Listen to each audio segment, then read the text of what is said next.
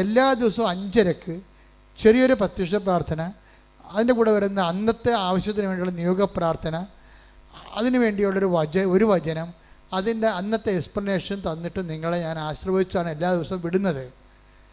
അപ്പോൾ അതുകൊണ്ട് തന്നെ 5:30 മണിയാകുമ്പോൾ തന്നെ ഇത് നോക്കിയിട്ട് അത് അപ്പം തന്നെ ഷെയർ ചെയ്യണം.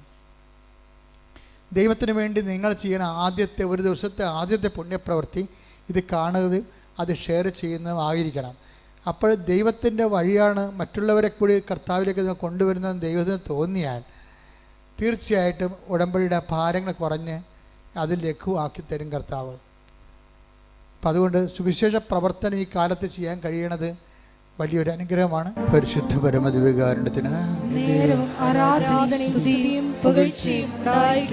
പരിശുദ്ധ പരമദിവ്യകാരുണ്യത്തിന് പരിശുദ്ധ പരമദിവ്യകാരുണ്യത്തിന് നിന്റെ പ്രിയപ്പെട്ടവരെ, ഇപ്പോഴ് പ്രാർത്ഥിച്ചപ്പോഴ് ജസ്റ്റ് വചനം പ്രാർത്ഥിച്ച് ഓപ്പൺ ചെയ്തപ്പോൾ കിട്ടിയ സന്ദേശം സഖറിയായുടെ പുസ്തകമാണ്. സഖറിയ 8-ാം അധ്യായം 12-ാമത്തെ വാക്യം. സഖറിയ 8-ാം അധ്യായം 12-ാമത്തെ വാക്യമാണ് ഇപ്പോഴീശോ പ്രാർത്ഥനീയ സന്ദേശമായി നമുക്ക് നൽകുന്നതെന്ന് കരുതാം. വായിച്ചോളൂ. ഞാൻ സമാധാനം വിതയ്ക്കും, മുന്തിരി ഫലം നൽകും, നിലം വിളവ് നൽകും, ആകാശം മഞ്ഞു പൊഴിക്കും. ഈ ജനത്തിൽ അവശേഷിക്കുന്നവർ ഇതെല്ലാം അവകാശമാക്കാൻ ഞാൻ ഇടയാക്കും. ഇപ്പം നമ്മൾ ജസ്റ്റ് നിങ്ങൾ കണ്ടതാണ്. അച്ഛൻ ജസ്റ്റ് പ്രാർത്ഥിച്ച് വിശ്വാസപ്രമാണം ചൊല്ലി വചനം തുറന്നപ്പോൾ കർത്താവ് നൽകിയ സന്ദേശമാണ്. എന്താണിത്? സഖറിയായുടെ പുസ്തകത്തിൽ 12-ാം അധ്യായം 8-ാമത്തെ അധ്യായം 12-ാമത്തെ തിരുവചനം എന്താ പറയണത്? പറഞ്ഞ്, ഞാൻ സമാധാനം വിതയ്ക്കും, മുന്തിരി ഫലം നൽകും, നിലം വിളവ് നൽകും, ആകാശം മഞ്ഞു പൊഴിക്കും. ഈ ജനത്തിൽ അവശേഷിക്കുന്നവർ ഇതെല്ലാം അവകാശമാക്കാൻ ഞാൻ ഇടയാക്കും. അധ്വാനത്തിൻ്റെ മുന്തിരി ഫലം നൽകുമെന്ന് പറയുന്നത് നമ്മുടെ അധ്വാനത്തിന് ഫലം ലഭിക്കുമെന്നാണ്. പിന്നെന്താ അതിൻ്റെ പറയണത്? മുന്തിരി ഫലം നൽകും, പിന്നെ നിലം വിളവ് നൽകും. അതും സെയിമാണ്. നമ്മൾ ഏത് മേഖലയാണ് ജീവിത സാധാരണ മാർഗമായിട്ട് ഉപയോഗിക്കുന്നത്, ആ മേഖലയിൽ നിന്ന് നിനക്ക് അഭിവൃദ്ധിയും അനുഗ്രഹവും ഉണ്ടാകുമെന്ന്. ഞാൻ സമാധാനം വിതയ്ക്കും, അതായത് നിനക്ക് സമാധാനം ലഭിക്കുകയും ചെയ്യാം. ഇപ്പോഴ് ഭാവിയിൽ സംഭവിക്കാൻ പോകുന്ന കാര്യങ്ങളാണ് സൂചിപ്പിക്കുന്നത്. വിതയ്ക്കും, സമാധാനം വിതയ്ക്കും, മുന്തിരി ഫലം നൽകും, നിലം വിളവ് നൽകും. ഇങ്ങനെയൊക്കെ പറയുന്നതിന് നമ്മൾ ബൈബിളിൽ പറയണത് പ്രത്യാശ നിറച്ച് നൽകുന്നതിന് ബൈബിളിൽ പറയുന്ന വാക്ക് വാഗ്ദാനമെന്നാണ്. ദൈവത്തിൻ്റെ വാഗ്ദാനമാണത്. നിങ്ങൾക്കറിയാമല്ലോ, ഉടമ്പടിയുടെ ഒരു നിലനിൽപ്പ് തന്നെ അടിസ്ഥാനം ആശ്രയം എന്താണ്? ഉടമ്പടി എന്തിനാണ് ബേസ് ചെയ്യണത്? ഉടമ്പടി ബേസ് ചെയ്യണത് ദൈവത്തിൻ്റെ വാഗ്ദാനങ്ങളെയാണ്. അതെപ്പോഴും നമ്മൾ മനസ്സിലാക്കണം, ദൈവത്തിൻ്റെ വാഗ്ദാനങ്ങളെയാണ്. ദൈവം കുറേ വാഗ്ദാനങ്ങൾ തന്നിട്ടുണ്ട് മനുഷ്യന്. എനിക്ക് അതിനെക്കുറിച്ച് അറിവ് കിട്ടിയത് ഞാൻ പണ്ട് നിങ്ങളോട് പറഞ്ഞിട്ടുണ്ടത്. കോവിഡൊക്കെ വന്ന് നിങ്ങൾക്കൊക്കെ 8 ദിവസം കഴിയുമ്പോഴൊക്കെ കോവിഡ് മാറത്തില്ലേ? ഇപ്പം എനിക്ക് 1 മാസം നിന്നായിരുന്നു. മെഡിക്കൽ ഉള്ള ആൾക്കാർക്ക് തന്നെ ഡൗട്ട് എന്താ, ഇതെന്താ ഈ 1 മാസത്തേക്ക് പോണത്? കാര്യം ഇതിൻ്റെ ഈ പതിര മുഴുവനും ബ്ലോക്കാകുകയല്ലേ, അപ്പോൾ ചിലപ്പോൾ ശ്വാസം കിട്ടത്തില്ല. പക്ഷേ അപ്പോൾ ഇങ്ങനെ 1 മാസത്തേക്ക് പോകുമ്പോൾ ഡൗട്ട്, അത് കാരണമാണ് ഈ പ്രയാസം കൊണ്ടത്. ഈ പ്രയാസ സമയത്താണ് കർത്താവ് വാഗ്ദാനങ്ങളെക്കുറിച്ച് എന്നോട് ആദ്യം സംസാരിച്ചത്. ഈ പ്രയാസ സമയത്ത് നൽകിയിട്ടുള്ള ബൈബിൾ നോട്ടുകളാണ്. ഞാൻ അവിടെ അപ്പോൾ ഞാനൊരു കട്ടിലേൽ ഇങ്ങനെ ചുമക്കുന്ന കാരണം ഇങ്ങനെ നെഞ്ചൊക്കെ പൊക്കി കിടക്കുകയാണ്. അപ്പോൾ ഈ സമയത്ത് കയ്യിലൊരു കൈ കൊന്തയും അപ്പുറത്തെ ഇടതുവശത്ത് ബൈബിളും ഇരിപ്പുണ്ട്. അപ്പോൾ ഇങ്ങനെ ഈ കിടക്കുന്ന സമയത്ത് കർത്താവ് കുറേ കാര്യങ്ങൾ പറയും. ആ ദൈവത്തിന് എപ്പോഴും നമ്മുടെ ഈ ക്ഷീണരോഗകാലങ്ങൾ, അതുപോലെ തന്നെ ക്ഷീണകാലങ്ങൾ, അതുപോലെ തന്നെ നമ്മളുടെ എന്തെങ്കിലും തരത്തിലുള്ള നമ്മളിങ്ങനെ ഒറ്റപ്പെട്ടു പോകുന്ന കാലങ്ങൾ, ചിലപ്പോൾ നിങ്ങളുടെ വീട്ടിലുള്ള ആൾക്കാരുടെ പ്രിയപ്പെട്ടവരുടെ വിയോഗമായിരിക്കാം, അല്ലെങ്കിൽ നിങ്ങളുടെ പ്രിയപ്പെട്ടവർ നിങ്ങളെ ഇത്രയും നാൾ വിശ്വസിച്ച ആൾക്കാർ നിങ്ങളെ തെറ്റിദ്ധരിക്കുകയും അവർ വേറെ ശത്രുപാളയത്തിലേക്ക് പോവുകയും ചെയ്യുമ്പോഴൊക്കെ നിങ്ങൾക്ക് ഒറ്റപ്പെടലുണ്ടാവും. അപ്പം നിങ്ങൾക്ക് നിരാശയും ഒക്കെ ഭയമൊക്കെ ഉണ്ടാവും, സങ്കടമൊക്കെ ഉണ്ടാവും. ലോകം കളിപ്പാണെന്നൊക്കെ നമുക്ക് തോന്നും. ഈ ടൈമാണ് ശരിക്കും പറഞ്ഞാൽ ദൈവത്തിൻ്റെ ടൈമെന്ന് പറയുന്നത്. കാര്യം നമ്മൾ ഇത്രയും നാൾ ദൈവമാണെന്ന് പറഞ്ഞ് വിചാരിച്ച് നമുക്ക് വരുന്നൊരു അബദ്ധം എന്ന് പറയുന്നത്, നമ്മൾ ഈ ദൈവത്തിൻ്റെ സ്ഥാനം എപ്പോഴും ഇങ്ങനെ ആ കസേര വേറെ ആൾക്കാർ അറിയാതെ കയറിയിരിക്കും. ആ ഇരുന്നോളാം നമ്മൾ പറഞ്ഞിട്ടാണ് ഇരിക്കണം, അല്ലാതെ വേറെ ഇടിച്ചു കയറിയിരിക്കണത്. ദൈവത്തിൽ ഇരിക്കേണ്ട സ്ഥാനത്ത് വേറെ ആൾക്കാർ കയറിയിരിക്കും. അതെന്ന് വെച്ചാൽ നമ്മൾ പറഞ്ഞിട്ടാണ്, നമ്മുടെ അനുവാദത്തോടെ അവിടെ ഇരിക്കണത്. അപ്പം അവരവിടെ നിന്നൊരു പോകത്തില്ല. അതാണ് പ്രശ്നം. പിന്നെ അവരെ കളയാൻ വേണ്ടി ദൈവത്തിൻ്റെ ഓരോ ചില നടപടിക്രമങ്ങളുണ്ട്. നീ ദൈവവേദലാണെങ്കിലേ ഉള്ളൂ ദൈവം അവരെ കളയത്തുള്ളൂ. ദൈവവേദ അല്ലെങ്കിൽ മരണം വരെ ആ സാധനം അവിടെ എത്തിക്കേണ്ടി പോലെ ഇരിക്കും. ചിലപ്പോൾ ഒരു വ്യക്തിയാകാം, ചിലപ്പോൾ നിൻ്റെ സംഘടനയാകാം, ചിലപ്പോൾ നിങ്ങളുടെ സംഘടനാ പ്രവർത്തനം കൊണ്ട് പ്രാർത്ഥിക്കാൻ പറ്റാത്തവരില്ലേ, പ്രവർത്തനം തലക്ക് കയറിയിട്ട്. അപ്പോൾ അതാണ് ശരിയെന്നും പറഞ്ഞ് അവരങ്ങനെ കുറച്ച് നാളവിടെ ബുദ്ധി അവരോട് പറയും, ഇതാണ് ശരി. ഒരു കുർബാന കാണുന്നതിനേക്കാൾ വലുതാണ് മനുഷ്യന് വേണ്ടി അധ്വാനിക്കുന്നത്, നീതിക്ക് വേണ്ടി പോരാടുന്നത്. അപ്പോൾ ഇവരുടെ ഈ ബ്രെയിൻ ഇവരെ ഹൈജാക്ക് ചെയ്യും. പ്രാർത്ഥന കുറഞ്ഞുള്ള ഒരു കുഴപ്പമുണ്ട്, ഹൈജാക്കിങ് പെട്ടെന്ന് നടക്കും. പ്രാർത്ഥന കുറഞ്ഞു കഴിഞ്ഞാൽ ഉടനെ ഓട്ടോമാറ്റിക്കായിട്ട് പ്രൊട്ടക്ഷൻ പോകും. എപ്പോഴും നമ്മൾ ശ്രദ്ധിക്കേണ്ട കാര്യമാണ്. നിങ്ങൾ പ്രാർത്ഥന എപ്പോഴും ഈശോ പറയും നിരന്തരം പ്രാർത്ഥിക്കണമെന്നൊക്കെ പറയത്തില്ലേ. അത് നിരന്തരം പ്രാർത്ഥിക്കണമെന്ന് പറയുന്നത് നിരന്തരം പ്രാർത്ഥിച്ച് വയറ്റിപ്പഴപ്പ് നടക്കണമെന്നല്ല പറയേണ്ട അർത്ഥം. നിരന്തരം പ്രാർത്ഥിച്ചാൽ നീ ദൈവത്തിൻ്റെ ഒരു പ്രൊട്ടക്ഷനിലാകും. അതും പ്രധാനപ്പെട്ട കാര്യമാണ്. നമ്മുടെ ജീവിതത്തിൽ എന്ത് സംഭവിക്കുന്നു എന്നല്ല പ്രശ്നം, whether we have protected or not. എന്ത് സംഭവിച്ചാലും സംരക്ഷണം കിട്ടിയില്ലെങ്കിൽ ഈ നമ്മൾ നേടിയ കാര്യങ്ങളെല്ലാം, കർത്താവ് ചോദിക്കുന്ന ഒരു കാര്യമുണ്ട്, നീ നേടിയതെല്ലാം ആരുടേതാകുമെന്ന്. Take the word of God. നേടിയതെല്ലാം ആരുടേതാകും. ശ്രുതിക്കട്ടെ ഹല്ലേലൂയ.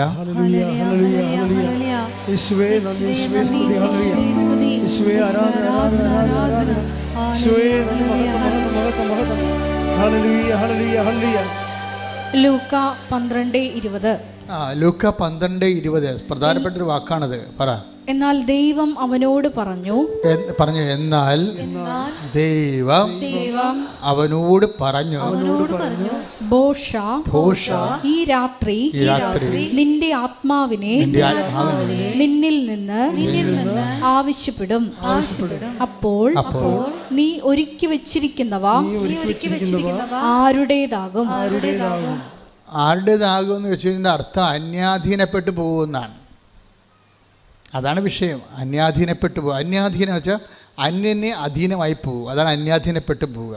നമ്മുടേതെന്ന് വിചാരിച്ച സംഭവം അന്യന് അധീനമായി പോകും. അന്യാധീനപ്പെട്ടു പോകുന്നത് രണ്ട് തരത്തിൽ സംഭവിക്കാം. ഒന്ന്, പിശാചിന് അധീനമായി പോകും. പിന്നെ അടുത്ത കാലത്തെങ്കിലും ദൈവം ആ മേഖല വരത്തില്ല. കാര്യം നമ്മുടെ കൺസെൻറ്റോടു കൂടിയാണ് പിശാച് നമുക്ക് അധികാരം. അല്ല, പിശാചും ഒരു മാന്യതയുള്ള ആളാണ്. മുട്ടിയിട്ട് വാതിലെ കൊട്ടിയിട്ടേ കയറത്തുള്ളൂ. വാതിലെ കൊട്ടിയിട്ടേ നമ്മുടെ അനുവാദം ഉണ്ടാകുമോ? കൺസെൻറ്റ്. അല്ലാതെ നിങ്ങളുടെ പാപത്തിന് അവർ ചതിച്ചതാണ് ഇവർ ചതിച്ചതാണെന്നിട്ട് കാര്യമില്ല. ചതിച്ചാണല്ല ഇപ്പം പറഞ്ഞാൽ തേച്ചതാണെന്നല്ലേ പറയണത്. തേച്ചാലും അലക്കിയാലും എല്ലാം നമ്മുടെ കൺസെൻ്റ് ഉണ്ട്. അതിൻ്റെ അകത്ത് നമ്മുടെ കൺസെൻ്റ് ഉണ്ട്. നമ്മുടെ ഒരു അനുവാദം കൊടുത്തിട്ടാണ്. എപ്പോഴാണ് ഈ അനുവാദം വഴിയെ പോണതിനൊക്കെ അനുവാദം കിട്ടണത്? എങ്ങനെയാണ്? ദൈവത്തിൽ നമ്മൾ അകന്നു പോകുമ്പോഴാണ് അന്യാധീനപ്പെട്ടു പോണത്. അതെപ്പോഴും മനസ്സിലാണ്. ഇപ്പം നിങ്ങൾ തുടങ്ങണൊക്കെ നമുക്കറിയാമല്ലോ, വലിയ ന്യൂമോണിയൊക്കെ തുടങ്ങണ പനിയിൽ നിന്നൊക്കെ തുടങ്ങണേ. അതുപോലെ ആത്മീയമായിട്ട് ന്യൂമോണിയൊക്കെ തുടങ്ങണത് ചെറിയ പനി. ഇപ്പോൾ കുർബാനയ്ക്ക് താമസിച്ച് വരിക, കുർബാന സ്വീകരിക്കാൻ താമസിക്കുക, കുമ്പസാരിക്കാൻ മാസങ്ങളെടുക്കുക, അങ്ങനെ ചെറിയ കുഞ്ഞു കുഞ്ഞു പനികളിൽ നിന്നാണ് ഇതൊരു ന്യൂമോണിയ തുടങ്ങണത്. അപ്പോൾ തന്നെ ഓർക്കുക, പനി തുടങ്ങിയിട്ടുണ്ട്. 8 മണിക്ക് തുടങ്ങേണ്ട പ്രാർത്ഥന, വീട്ടിൽ 7 മണിക്ക് തുടങ്ങേണ്ട പ്രാർത്ഥന ചിലപ്പോൾ 9 മണിയിലോട്ട് മാറുക, പിന്നെ അതൊരു ശീലമായി മാറുക, പിന്നെ ഉറക്കം വന്ന് ഉറങ്ങിക്കൊണ്ട് പ്രാർത്ഥിക്കുക. അപ്പോൾ ഇത് അതായത് പനി തുടങ്ങിയെന്നർത്ഥം. പനി തുടങ്ങിക്കഴിഞ്ഞാൽ, ആധ്യാത്മികമായിട്ട് പനി തുടങ്ങിയാൽ പിന്നെ അടുത്ത നടപടി എന്താണ്? നമുക്ക് പനി വരുമ്പോൾ എന്താ സംഭവിക്കണത്? രുചി പോകും ഇല്ലേ? രുചി പോകത്തില്ലേ? നമ്മുടെ ഭക്ഷണം, നമ്മുടെ പനി, നല്ല പനിയുള്ള ആൾക്കാർക്ക് എന്ത് കഴിച്ചാലും രുചി അറിയാൻ പറ്റത്തില്ല, എല്ലാം ചവറായിട്ടിരിക്കും. അതുപോലെ തന്നെ ആരാധന ചവറ്, ജപമാല ചവറ്, ഒന്നും രുചി തോന്നണില്ല. പിന്നെ വീട്ടുകാരുടെ ബുദ്ധിമുട്ട് കൊണ്ട് നമ്മളിങ്ങനെ കാട്ടിക്കൂട്ടി എന്തെങ്കിലും ആക്കി തീർക്കുന്നതാണ് പ്രാർത്ഥന. അപ്പോൾ ഇതിങ്ങനെ ചവറാകുമ്പോൾ അറിയിക്കുക ആത്മാവിന് നല്ല പനിയായിട്ടുണ്ടെന്ന് മനസ്സിലാക്കുക. കാര്യം പ്രാർത്ഥനയെന്ന് പറയുമ്പോൾ ഭയങ്കര മധുരമുള്ള ഏർപ്പാടാണ്. കഴിഞ്ഞ ദിവസങ്ങളിൽ നവംബർ 7-ാം തീയതി ഞാൻ വെളുപ്പിൻ്റെ കർത്താവ് എന്നോട് പറഞ്ഞത് കംപ്ലീറ്റ് സൈലൻസ്, കംപ്ലീറ്റ് റിഫ്ലക്ഷൻ എന്ന് പറഞ്ഞു. അപ്പോൾ ഞാൻ അപ്പം തന്നെ ചാടി എഴുന്നേറ്റ് മുറിക്കൊണ്ട് എൻ്റെ നോട്ട് ബുക്കിൽ എഴുതി വെച്ച് കംപ്ലീറ്റ് സൈലൻസ്, കംപ്ലീറ്റ് റിഫ്ലക്ഷൻ എന്ന് വെച്ച് കഴിഞ്ഞാൽ എന്തോ something is going to happen, നീ അതിനെക്കുറിച്ച് ഒത്തിരി റെസ്പോണ്ട് ചെയ്യേണ്ടെന്നാണ് പറയണത്. ദൈവത്തിൻ്റെ ഒരു രീതി അതാണ്. വരാൻ പോകുന്ന കാര്യങ്ങൾ അവൻ നിന്നോട് പറയും. Take the word of God, വരാൻ പോകുന്ന കാര്യങ്ങൾ. സ്തുതിക്കട്ടെ. Hallelujah, hallelujah, hallelujah. യേശുവേ നന്ദി, യേശുവേ സ്തുതി. Hallelujah, hallelujah, hallelujah, hallelujah, hallelujah. യേശുവേ ആരാധന, ആരാധന, ആരാധന. യേശുവേ നന്ദി, മഹത്വം, മഹത്വം, മഹത്വം. ആരാധന, ആരാധന, ആരാധന,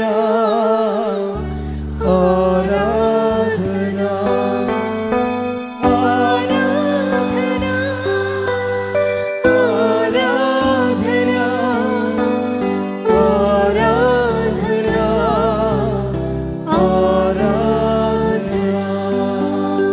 യോഹന്നാൻ 16:14. യോഹന്നാൻ 16:14. അവൻ സ്വമേധയാ ആയിരിക്കില്ല സംസാരിക്കുന്നത്. ഇത് പറഞ്ഞേ, അവൻ സ്വമേധയാ ആയിരിക്കില്ല സംസാരിക്കുന്നത്. അവൻ കേൾക്കുന്നത് മാത്രം സംസാരിക്കും. വരാനിരിക്കുന്ന കാര്യങ്ങൾ അവൻ നിങ്ങളെ അറിയിക്കും. അപ്പോൾ ഇത് അതായത് ഫ്യൂച്ചർ പ്രൊട്ടക്ഷൻ, വരാൻ പോകുന്ന കാര്യങ്ങളെക്കുറിച്ച് നമ്മൾക്ക് വാഗ്ദാനത്തിനുള്ള ഒരു ഗുണവതാണ്. നിനക്ക് വാഗ്ദാനം പ്രാപിക്കാൻ പോകുമ്പോൾ വാഗ്ദാനം നൽകിയാൽ വാഗ്ദാനങ്ങളെ സംരക്ഷിക്കുകയും ചെയ്യും. വരാൻ പോകുന്ന കാര്യങ്ങളെ ദൈവം സംരക്ഷിക്കുകയും ചെയ്യും. അപ്പോൾ ഇതുപോലെ തന്നെയാണ് വരാൻ പോകുന്ന കാര്യങ്ങളെക്കുറിച്ച് നിനക്കൊരു നോട്ട് തരും ദൈവം. കാരണം ഏറ്റവും നല്ലത് ഉടമ്പടി തന്നെയാണ്. ഇപ്പം ഞാൻ നിങ്ങളോട് പറഞ്ഞിട്ടില്ലേ, 48 വർഷമായി ഞാൻ ശരിക്കും ഈ സഭയിൽ ചേർന്നിട്ട്. 38 കൊല്ലത്തെ പൗരോഹിത്യവും 10 കൊല്ലത്തെ ട്രെയിനിങ്ങും പൗരോഹിത്യം, അപ്പം 48 കൊല്ലമായി. അപ്പോൾ എനിക്ക് 2 കൊല്ലം കൂടി ഞാൻ സഭയിൽ ചേർന്നിട്ട് സുവർണ ജൂബിലി ആവും, 50 കൊല്ലമാവും. ഈ 50 കൊല്ലം സഭയിൽ ജീവിക്കുമ്പോൾ നമുക്ക് മനസ്സിലാകുന്ന ഒരു കാര്യമുണ്ട്. എന്താ കാര്യം? അതായത് ദൈവം ഇങ്ങനെ ആൾക്കാരെ പ്രൊട്ടക്റ്റ് ചെയ്യും, സംരക്ഷിക്കും. വരാൻ പോകുന്ന കാര്യങ്ങളെക്കുറിച്ചൊക്കെ നോട്ട് തരും. പക്ഷേ ഈ 50 കൊല്ലം സഭയിൽ ജീവിക്കുമ്പോഴും എനിക്ക് മനസ്സിലായ ഒരു സത്യമെന്ന് പറഞ്ഞാൽ ഏറ്റവും കൂടുതൽ പ്രൊട്ടക്ഷൻ ലഭിക്കാൻ സാധ്യതയുള്ള സംവിധാന ഉടമ്പടിയാണ്. അതാണ് എനിക്ക് മനസ്സിലായ സത്യം. 50 കൊല്ലമാണ് ഞാൻ സഭയിൽ ജീവിക്കണത്. 50 കൊല്ലത്തിലുള്ള ഇപ്പോൾ ഇന്ന് വരെ ജനങ്ങളെ ഞാനൊരു 20-21 ലക്ഷം ആൾക്കാരെ കൗൺസിൽ ചെയ്തിട്ടുണ്ട്. അതിനവസാനം നമ്മൾ ഇപ്പോഴാണെങ്കിൽ എന്താ ചെയ്യണമെന്ന് വെച്ച് കഴിഞ്ഞാൽ ഈ കൗൺസിലിങ്ങിലൂടെ വരുന്ന വിഷയങ്ങളെല്ലാം ഉടമ്പടിയിലൂടെ ഹോംവർക്ക് ചെയ്ത് പരിഹരിക്കാൻ സാധാരണ അങ്ങനെ ചെയ്യണത്. പണ്ടങ്ങനെ അല്ലായിരുന്നു. ഒരാളുമായിട്ട് 1.5 മണിക്കൂർ 2 മണിക്കൂർ ഇരിക്കണം. കണാഗുണ പറഞ്ഞുകൊണ്ടിരുന്ന അവരുടെ സമയം വേസ്റ്റ്, നമ്മുടെ സമയം വേസ്റ്റ്. അത് പണ്ടിങ്ങനെ എൻ്റെ അടുത്ത് 10 മിനിറ്റ് 20 മിനിറ്റ് തൊട്ട് 2 മണിക്കൂർ വരെ ഞാൻ ആൾക്കാരോട് ഇരുന്നിട്ടുണ്ട്. അവസാനം ഞാൻ കൗൺസിലിംഗ് എന്ന് പറയുന്ന സംഭവം തന്നെ വെറുത്ത്. എന്താ കാര്യം? ഈ ഇരിപ്പെല്ലാം ഇരുന്ന് ഈ ആളിന് വേണ്ടി നമ്മുടെ ഇത്രയും പ്രഷ്യസ് ആയിട്ടുള്ള ടൈം വേസ്റ്റ് ചെയ്തിട്ട് അവർ വളർന്നോ ഇല്ലയോ, അവർക്ക് വീണ്ടും പ്രശ്നം ഉണ്ടാകുമ്പോൾ പിന്നെ ഓടി നമ്മുടെ അടുത്ത് വരും. അപ്പോൾ ഒരാളൊക്കെ പണ്ട് ഒരു മാസം 5 പ്രാവശ്യമൊക്കെ എന്നെ കാണുമായിരുന്നു. കാര്യം എന്താണ്? അതിങ്ങനെ തുറന്നിട്ടിരിക്കണ കാര്യമായതുകൊണ്ട് ആർക്കും വന്ന് ഇടിച്ച് തല്ലി കൈക്കൊള്ളാൻ കാര്യക്കാരനായിട്ട് വന്ന് തൻ്റെ ഇടം ഉള്ളവനൊക്കെ വന്ന് കണ്ടുവച്ച് പോകും. അല്ലാത്തവന് കാണത്തില്ല. സ്വാധീനമില്ലാത്തവർ അറിയാത്തവരൊക്കെ പുറകിപ്പല്ലേ. ഇപ്പോഴങ്ങനെ ഇപ്പം അങ്ങനെ പറ്റത്തില്ല. ഇപ്പം എന്താണ്? കൗൺസിലിങ്ങിലൂടെ പറയാവുന്ന എല്ലാ കാര്യങ്ങളും തന്നെ ഉടമ്പടിയിലൂടെ പരിഹരിക്കും നമ്മൾ. ആ ക്ലാപ്പ് എന്ന് പറയുന്ന സംഭവം ഇടിപെട്ട് സംഭവമാണ്. എന്താണ്? Christian life assessment paper. എല്ലാ കാര്യങ്ങളുടെയും കൗൺസിലിങ്ങിൻ്റെ എല്ലാത്തിനും അടിസ്ഥാനം എന്താണ്? ക്രിസ്തുവിനെ നീ അറിയുക എന്നുള്ളതാണ് സംഭവം. എല്ലാം പരിഹരിക്കണം എന്താണ്? He is the wonderful councillor. അവൻ എന്താണ്? വിസ്മയവഹനായ ഉപദേഷ്ടാവ്. Take the word of God. അവൻ വിസ്മയവഹനായ ഉപദേഷ്ടാവ്. ശ്രുതികട ഹല്ലേലൂയ.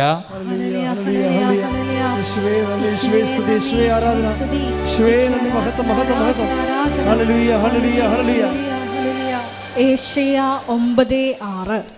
ഏശയ്യാ 9:6.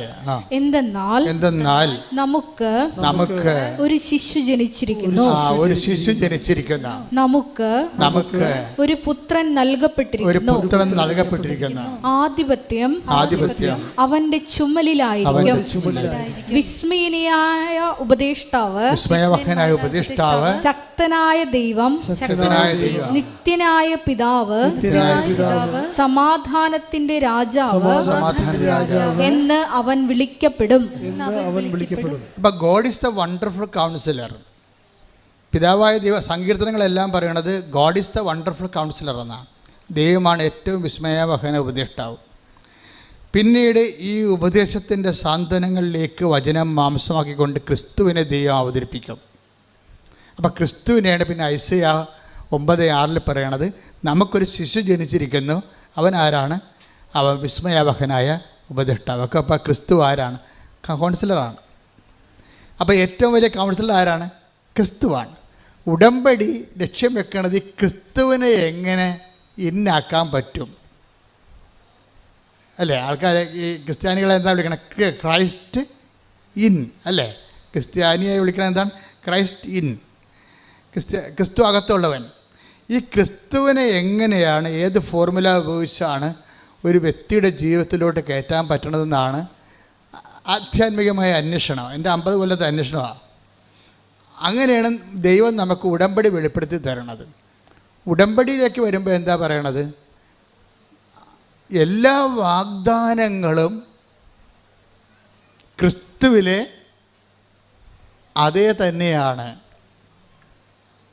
നമുക്കറിയാമല്ലോ, ഇപ്പോൾ കോവിഡ് പിടിച്ച് ഞാൻ കിടന്ന കാലത്തെ ദൈവം വാഗ്ദാനങ്ങളെക്കുറിച്ച് സംസാരിച്ചപ്പോൾ 8855 വാഗ്ദാനങ്ങളെന്നും ഒരു ബൈബിളിൻ്റെ ഒരു സെക്ഷനിൽ പറയണത്, ഒരു ലെവലിൽ ദൈവശാസ്ത്രജ്ഞന്മാർക്ക് ബൈബിൾ തിയോളജിയൻസിന് 2 കോൺസെപ്റ്റാണ് ഉള്ളത് വാഗ്ദാനങ്ങളെക്കുറിച്ച്. അപ്പോൾ ഒരു പറ്റം ദൈവശാസ്ത്രജ്ഞന്മാർ പറയണത് ദൈവവചനത്തിൽ 8855 വാഗ്ദാനങ്ങളുണ്ടെന്നാണ്.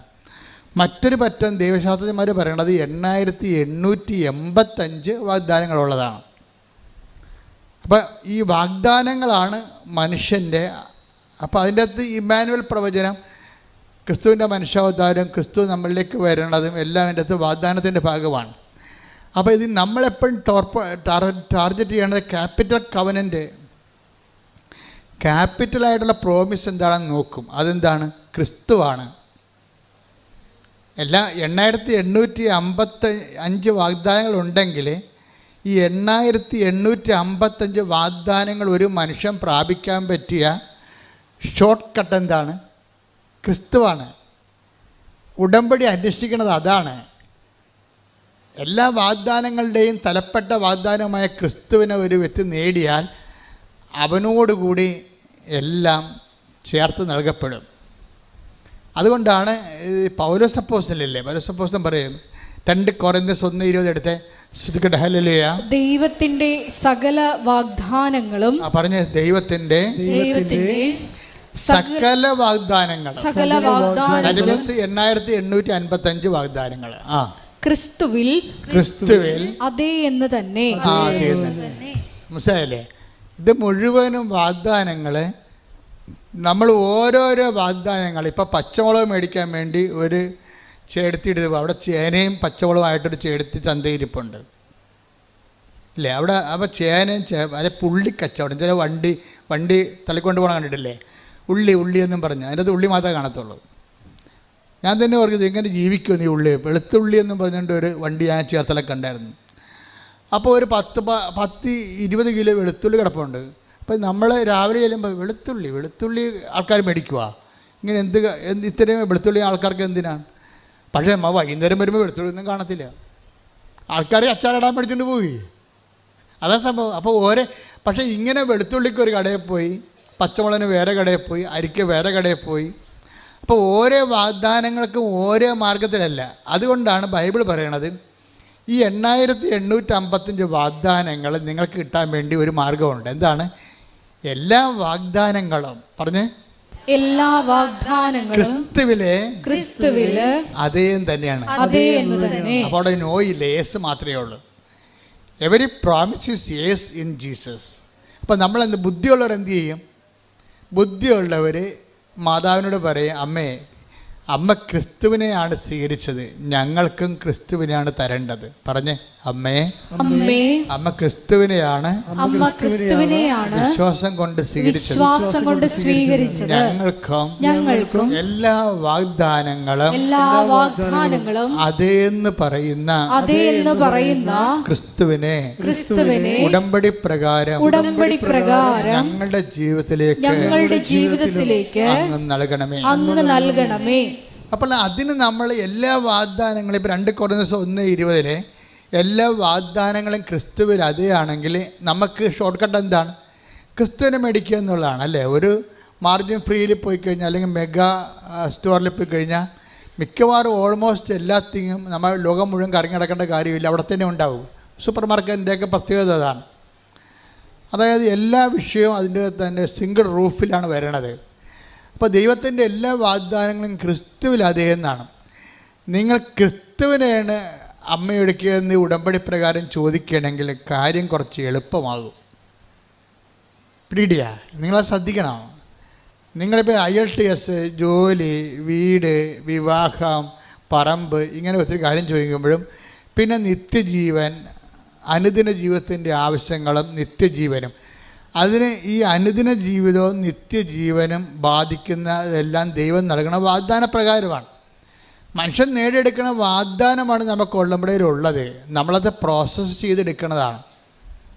നമ്മുടെ ഓരോ വിഷയമില്ലേ, അത് നമുക്ക് ദൈവം തരണത് ക്രൂഡ് ഓയിലായിട്ടാണ് തരണത്. നമ്മൾ റിഫൈൻ ചെയ്ത് വാഗ്ദാനങ്ങൾ നമ്മളെന്ത് ചെയ്യും? വാഗ്ദാനമായിട്ടാണ് ദൈവം തരുന്നത്. ഇപ്പോൾ ഒരു വിമാനം പറപ്പിക്കുന്ന ഓയിൽ എന്താണത്? Aviation oil. അതെന്താ? പെട്രോൾ തന്നെ വീണ്ടും റിഫൈൻ ചെയ്ത് എടുക്കുന്നതാണ്. പെട്രോളിന് മുമ്പ് ഡീസൽ ഉണ്ടാവും, ഡീസലിന് മുമ്പ് ക്രൂഡ് ഓയിൽ ഉണ്ടാവും. അപ്പോൾ ക്രൂഡ് ഓയിലാണ് കുഴിച്ചെടുക്കുന്നത്. ഞാൻ കോയിലൊക്കെ ചെന്നപ്പോൾ എണ്ണപ്പാടത്ത് പോയായിരുന്നു. അപ്പോൾ മുഴുവൻ എണ്ണപ്പാടമാണ്. എല്ലായിടത്തും ഇങ്ങനെ എണ്ണ ഡിഗ് ചെയ്യുന്ന മെഷീൻ വെച്ചിട്ടുണ്ട്. അവിടെ എല്ലാം ഫയർ സേഫ്റ്റി സംവിധാനം ഒരുക്കിയിട്ടുണ്ട്. അവിടുത്തെ മണ്ണെല്ലാം ഇങ്ങനെ എണ്ണയുമായിട്ട് കുഴഞ്ഞു മറിഞ്ഞൊരു മണ്ണാണ്. നമുക്ക് പുറത്തിറങ്ങിയ നമ്മുടെ കാലയിൽ ആ മണ്ണ് പറ്റിയാൽ പോകത്തുമില്ല. അപ്പോൾ ഞാൻ വണ്ടി പോയിട്ട് അപ്പുറത്തും ഇപ്പുറത്തും എണ്ണപ്പാലം കിടക്കുകയാണ്. അപ്പോൾ അവിടെയൊക്കെ നമ്മൾ നോക്കുമ്പോഴേ അവിടെ നിന്ന് എന്താ കുഴിച്ചെടുക്കണത്? ക്രൂഡ് ഓയിലാണ്, കറുത്ത നിറച്ച കരി ഓയിൽ പോലൊരു സാധനം എടുക്കണത്. അതാണ് പിന്നെ പ്രോസസ്സ് ചെയ്ത് റിഫൈൻ ചെയ്തിട്ട് പിന്നെ ഡീസലാക്കും. പിന്നെ എന്ത് ചെയ്യും? പിന്നെ അത് വീണ്ടും റിഫൈൻ ചെയ്തിട്ട് ശുദ്ധീകരിച്ചിട്ട് നമ്മൾ പെട്രോളാക്കും. പെട്രോൾ വീണ്ടും ശുദ്ധീകരിച്ചിട്ടാണ് പിന്നെ ഏവിയേഷൻ ഓയിലൊക്കെ ആക്കണത്. ഇതുപോലെ തന്നെയാണ് വാഗ്ദാനങ്ങളിൽ വരണത്. വാഗ്ദാനങ്ങളെ ദൈവം നമുക്ക് നൽകുന്ന വാഗ്ദാനങ്ങളാണ്. നമ്മൾ അതിനെ ഓരോ തരത്തിലുള്ള ആ വാഗ്ദാനങ്ങളെ ഓരോ സിസ്റ്റത്തിലേക്ക് കയറ്റിയിട്ടാണ് നമ്മൾ അതിനെ റിഫൈൻ ചെയ്തെടുക്കുന്നത്. ഒരു വാഗ്ദാനങ്ങളെ നമ്മൾ ആദ്യം കയറ്റണ സിസ്റ്റം എന്താണ്? ഫെയ്ത്ത് സിസ്റ്റത്തിലാണ് കയറ്റുന്നത്, വിശ്വാസം. അപ്പോൾ ഒരു വാഗ്ദാനം ക്രൂഡ് ഓയിൽ വിശ്വാസത്തിൽ കയറി ഇറങ്ങിക്കഴിയുമ്പോൾ നമുക്കതിന് ഡീസൽ കിട്ടും. പിന്നെ കുറേ പെട്രോൾ ഉൽപ്പന്നങ്ങൾ, സ്വാപ്പ്, ചീപ്പ്, അരക്ക്, അതുപോലെ തന്നെ ടെർമോക്കോള്, ബൈ പ്രോഡക്ട്സ്, ഉപ ഉൽപ്പന്നങ്ങൾ കുറേ കിട്ടും. അതിൻ്റെ ആദ്യത്തെ പ്രോസസ്സാണ്. ഫെയ്ത്ത് ക്യാവിറ്റിയിൽ അത് വെച്ച് അത്രയുമേ ചെയ്യാൻ പറ്റത്തുള്ളൂ. പിന്നെ നമ്മൾ എന്ത് ചെയ്യും? നമ്മൾ ഈ വാഗ്ദാനം തന്നെ നമ്മൾ എന്ത് ചെയ്യും? അടുത്ത സിസ്റ്റത്തിലോട്ട് കയറ്റും. അതെന്താണ്? ഹോപ്പാണ്. അതാണ് ഇത്തിരി ലാഗ് ചെയ്താലും നമ്മൾ ഇൻവെസ്റ്റ് ചെയ്തുകൊണ്ടിരിക്കും. ഫെയ്ത്തിന് സഡനായിട്ട് കിട്ടുമെന്നുണ്ടെങ്കിൽ പെട്ടെന്ന് നമുക്ക് ഉത്തരം കിട്ടുമെങ്കിലും ഫെയ്ത്തിൽ നമുക്ക് കിട്ടുന്ന പ്രോഡക്റ്റ് എന്ന് പറയുന്നത് മിക്കവാറും തന്നെ ഡീസൽ പോലത്തെ വല്ല സംഭവമായിരിക്കും. നമുക്ക് വേണ്ട ഹൈ ക്വാളിറ്റി ആയിട്ടുള്ള സംഭവങ്ങൾ അടുത്ത സെക്ഷനിലാണ് വരണത്. ഇപ്പോൾ ഉടമ്പടി ആദ്യ സെക്ഷൻ നമ്മൾ ഫെയ്ത്തിലാണ് വർക്ക് ചെയ്യണത്. ഫെയ്ത്ത് കഴിയുമ്പോൾ അതിൻ്റെ അകത്ത് ചില കാര്യങ്ങൾ പടപടാതെ നടക്കും, ആ ഫെയ്ത്തിൽ നടക്കുകയും ചില കാര്യങ്ങൾ ടൈം എടുക്കുന്ന സാധനമുണ്ട്. അതിനാണ് നമ്മൾ ഹോപ്പ് ഉപയോഗിക്കുന്നത്. അപ്പോൾ ചില ആൾക്കാർ ഹോപ്പ് മേഖലയിലേക്ക് വർക്ക് ചെയ്യണത്. അപ്പോൾ ഫെയ്ത്ത് മേഖലയെ പോലെ സഡൻ അല്ല ഹോപ്പ് മേഖല. കാരണം അതിനകത്ത് പിന്നീട് ഈ ബൈ പ്രോഡക്ട്സ് കുറവായിരിക്കും. പിന്നെ വരാൻ പോണത് അടുത്തത് ഡീസൽ കഴിഞ്ഞാൽ പിന്നെ പെട്രോളാണ് വരണത്. അപ്പം അതുകൊണ്ട് അതുപോലെയുള്ള പ്രോസസ്സിങ് നമ്മുടെ വിഷയങ്ങൾക്കുണ്ടാകും. നിങ്ങളുടെ ലോകത്തിലുള്ള നിങ്ങളുടെ കാര്യങ്ങൾ നടക്കുക എന്നതിനേക്കാൾ ഉപരി ക്രിസ്തുവിന് നിങ്ങളിൽ വസിക്കാൻ പറ്റുന്ന ഒരു ഇൻഫ്രാസ്ട്രക്ചർ ഡെവലപ്പ് ചെയ്ത് വരും. ഹോപ്പിൻ്റെ പ്രത്യാശയുടെ കാലം അങ്ങനെ സംഭവിക്കണത്. പ്രത്യാശയുടെ കാലത്ത് നിങ്ങൾ പ്രെയർ ചെയ്തുകൊണ്ടിരിക്കും. പക്ഷേ വിശ്വാസകാലം പോലെ പെട്ടെന്ന് കത്തിപ്പിടിക്കത്തില്ല. It will take time. അപ്പോൾ ചിലർ പ്രത്യാശക്കാലത്താണ്. ഇപ്പം നമ്മൾ സ്ലീബ കാലം എന്നൊക്കെ പറഞ്ഞ് പള്ളിയിൽ എഴുതി വെക്കത്തില്ല ആരാധനക്രമം. ഉടമ്പടിക്കുള്ള കാലം, വിശ്വാസക്കാലമുണ്ട്, പ്രത്യാശക്കാലമുണ്ട്, സ്നേഹത്തിൻ്റെ കാലമുണ്ട്. പിന്നെ അവസാനത്താണ് സമർപ്പണത്തിൻ്റെ കാലം. സമർപ്പണത്തിൻ്റെ കാലം എന്ന് പറയുമ്പോൾ അത് വേറെയാണ്. അത് ഈ ഭൗതികമായ കാര്യമായിട്ട് ബന്ധമില്ല. അത് നിത്യജീവൻ്റെ വിഷയങ്ങളാണ് സമർപ്പണ കാലത്ത്. കാര്യം കേൾക്കപ്പെടാത്ത പ്രാർത്ഥന ഉണ്ടാകും അതിൻ്റെ അകത്ത്. അത് നമ്മൾ എത്ര പ്രോസസ്സ് ചെയ്താലും നമുക്ക് പ്രോസസ്സിങ് കിട്ടത്തില്ല. അതുപോലെ തന്നെ ഇരിക്കും. കാണാം. ഇപ്പോൾ നിങ്ങളുടെ ഭർത്താവിൻ്റെ മാനസാന്തരം വേണ്ടി പ്രാർത്ഥിക്കുകയാണ്. നിങ്ങൾ ആദ്യം പ്രാർത്ഥിച്ചത് വീട് വിൽക്കാൻ വേണ്ടിയാണ്, അല്ല വീട് കിട്ടാൻ വേണ്ടി, അത് കിട്ടി.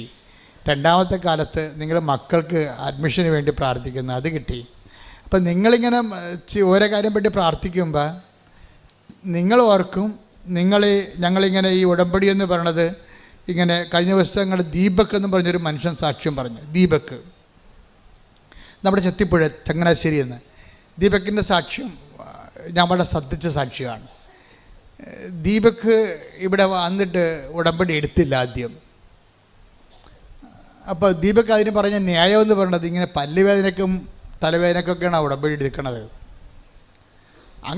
അങ്ങനെ എടുക്കണ ഒരു പ്രാർത്ഥന എനിക്ക് ആവശ്യമില്ലെന്നാണ് ദീപക് പറഞ്ഞത്. ദീപക് ഉടമ്പടി എടുക്കാൻ പോയി. ദീപക് ഉടമ്പടി എടുക്കാൻ പോകുന്നതിന് കാരണങ്ങളുണ്ട്. അയാൾ പറയണത് എനിക്ക് ആവശ്യത്തിന് ഡിഗ്രി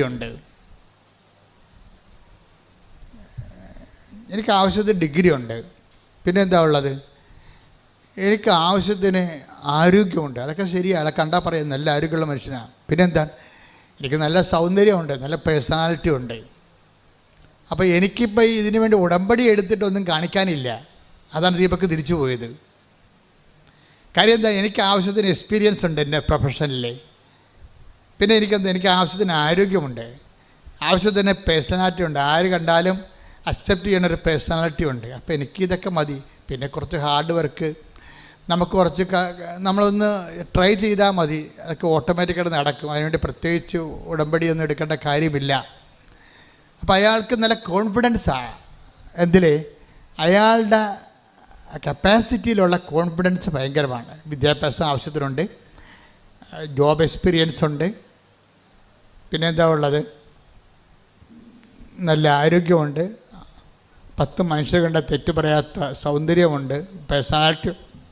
അപ്പോൾ ഇതൊക്കെ നമ്മളൊന്ന് ഇന്ത്യൻ മനസ്സ് വെച്ചാൽ മതി, എല്ലാം നടക്കും എന്നാണ് ദീപക് 13 കൊല്ലം വിചാരിച്ചുകൊണ്ടിരുന്നത്. 13 കൊല്ലം ദീപക് ജീവിത പ്രശ്നങ്ങളെ സമീപിച്ച രീതി എന്താണ്? ഞാൻ ഓക്കെയാണ്, എനിക്ക് ആവശ്യത്തിന് പറഞ്ഞ എല്ലാ ഡിമാൻഡ്സും സാറ്റിസ്ഫൈ ചെയ്യാനുള്ള ഭൗതിക സാഹചര്യമുണ്ട്, ഞാനൊന്ന് മനസ്സ് വെച്ചാൽ മതി, അത്രയേ ഉള്ളൂ. പക്ഷേ ദീപക്ക് പറയണത്, ഞാനിങ്ങനെ മനസ്സ് വെച്ചിട്ടും എനിക്കൊരു പ്രൊമോഷൻ ആകണില്ല.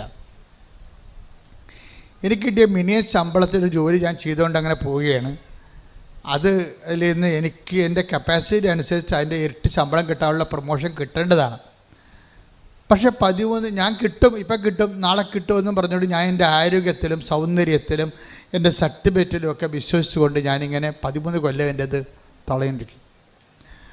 പിന്നീട് 13ാമത്തെ കൊല്ലം എനിക്ക് മനസ്സിലായി, ഞാൻ വൈഫിൻ്റെ കൂടെ ഇവിടെ വന്നതാണ്.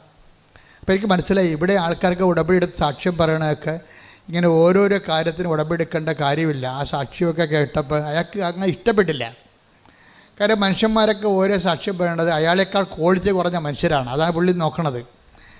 അയാളേക്കാൾ ക്വാളിറ്റി കുറഞ്ഞ ആൾക്കാർ അവരുടെ കുറച്ച് ഭൗതിക കാര്യങ്ങൾക്ക് വേണ്ടി ഏതാണ്ടൊക്കെ എഴുതിയിട്ട് പ്രാർത്ഥിക്കണം, എന്ത് പരിപാടിയാണ്, ഇതൊന്നും എനിക്ക് ആവശ്യമില്ല എന്നുള്ളതാണ് ദീപക്കിൻ്റെ കിട്ടിയ ഇവിടെ വന്നപ്പോൾ കിട്ടിയ ഒരു അസസ്മെൻ്റ്. അതാണ്.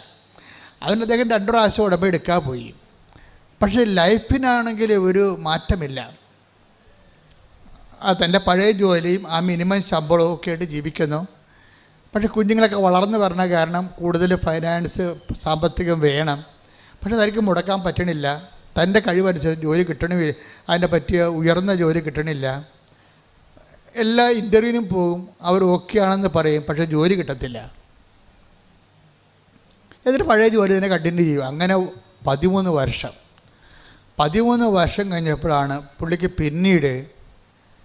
പുള്ളിക്ക് തോന്നി, ഇനിയിപ്പോൾ എൻ്റെ കയ്യിൽ നിന്ന് പോയല്ലോ എന്ന് വിചാരിച്ചു. അതാണ് വിഷയം. ഉടമ്പടിയിലോട്ട് മനുഷ്യൻ വരണ ഒരു ടൈമെന്ന് പറയണത് ജീവിതം നമ്മുടെ കയ്യിൽ നിന്ന് പോകണം പോലെ നമുക്ക് തോന്നണം. നിങ്ങൾക്ക് പലപ്പോഴും അങ്ങനെ തോന്നിയല്ല ഉടമ്പടി എടുത്തിരിക്കണത്. നിങ്ങളുടെ കൂട്ടുകാരത്തി ഉടമ്പടി എടുക്കാൻ പോയപ്പോൾ എന്നാൽ ഞാനും വന്നെന്ന് പറയും. എനിക്ക് ഒറ്റയ്ക്ക് പോകാൻ കഴിയല്ലേ, ഞാൻ പല ദിവസമായിട്ട് ഉടമ്പടി എടുക്കണം വിചാരിച്ചതാണ്, അപ്പം നീ ഇപ്പോൾ പോകണ്ടല്ല എന്ന് ഞാനും വന്നു.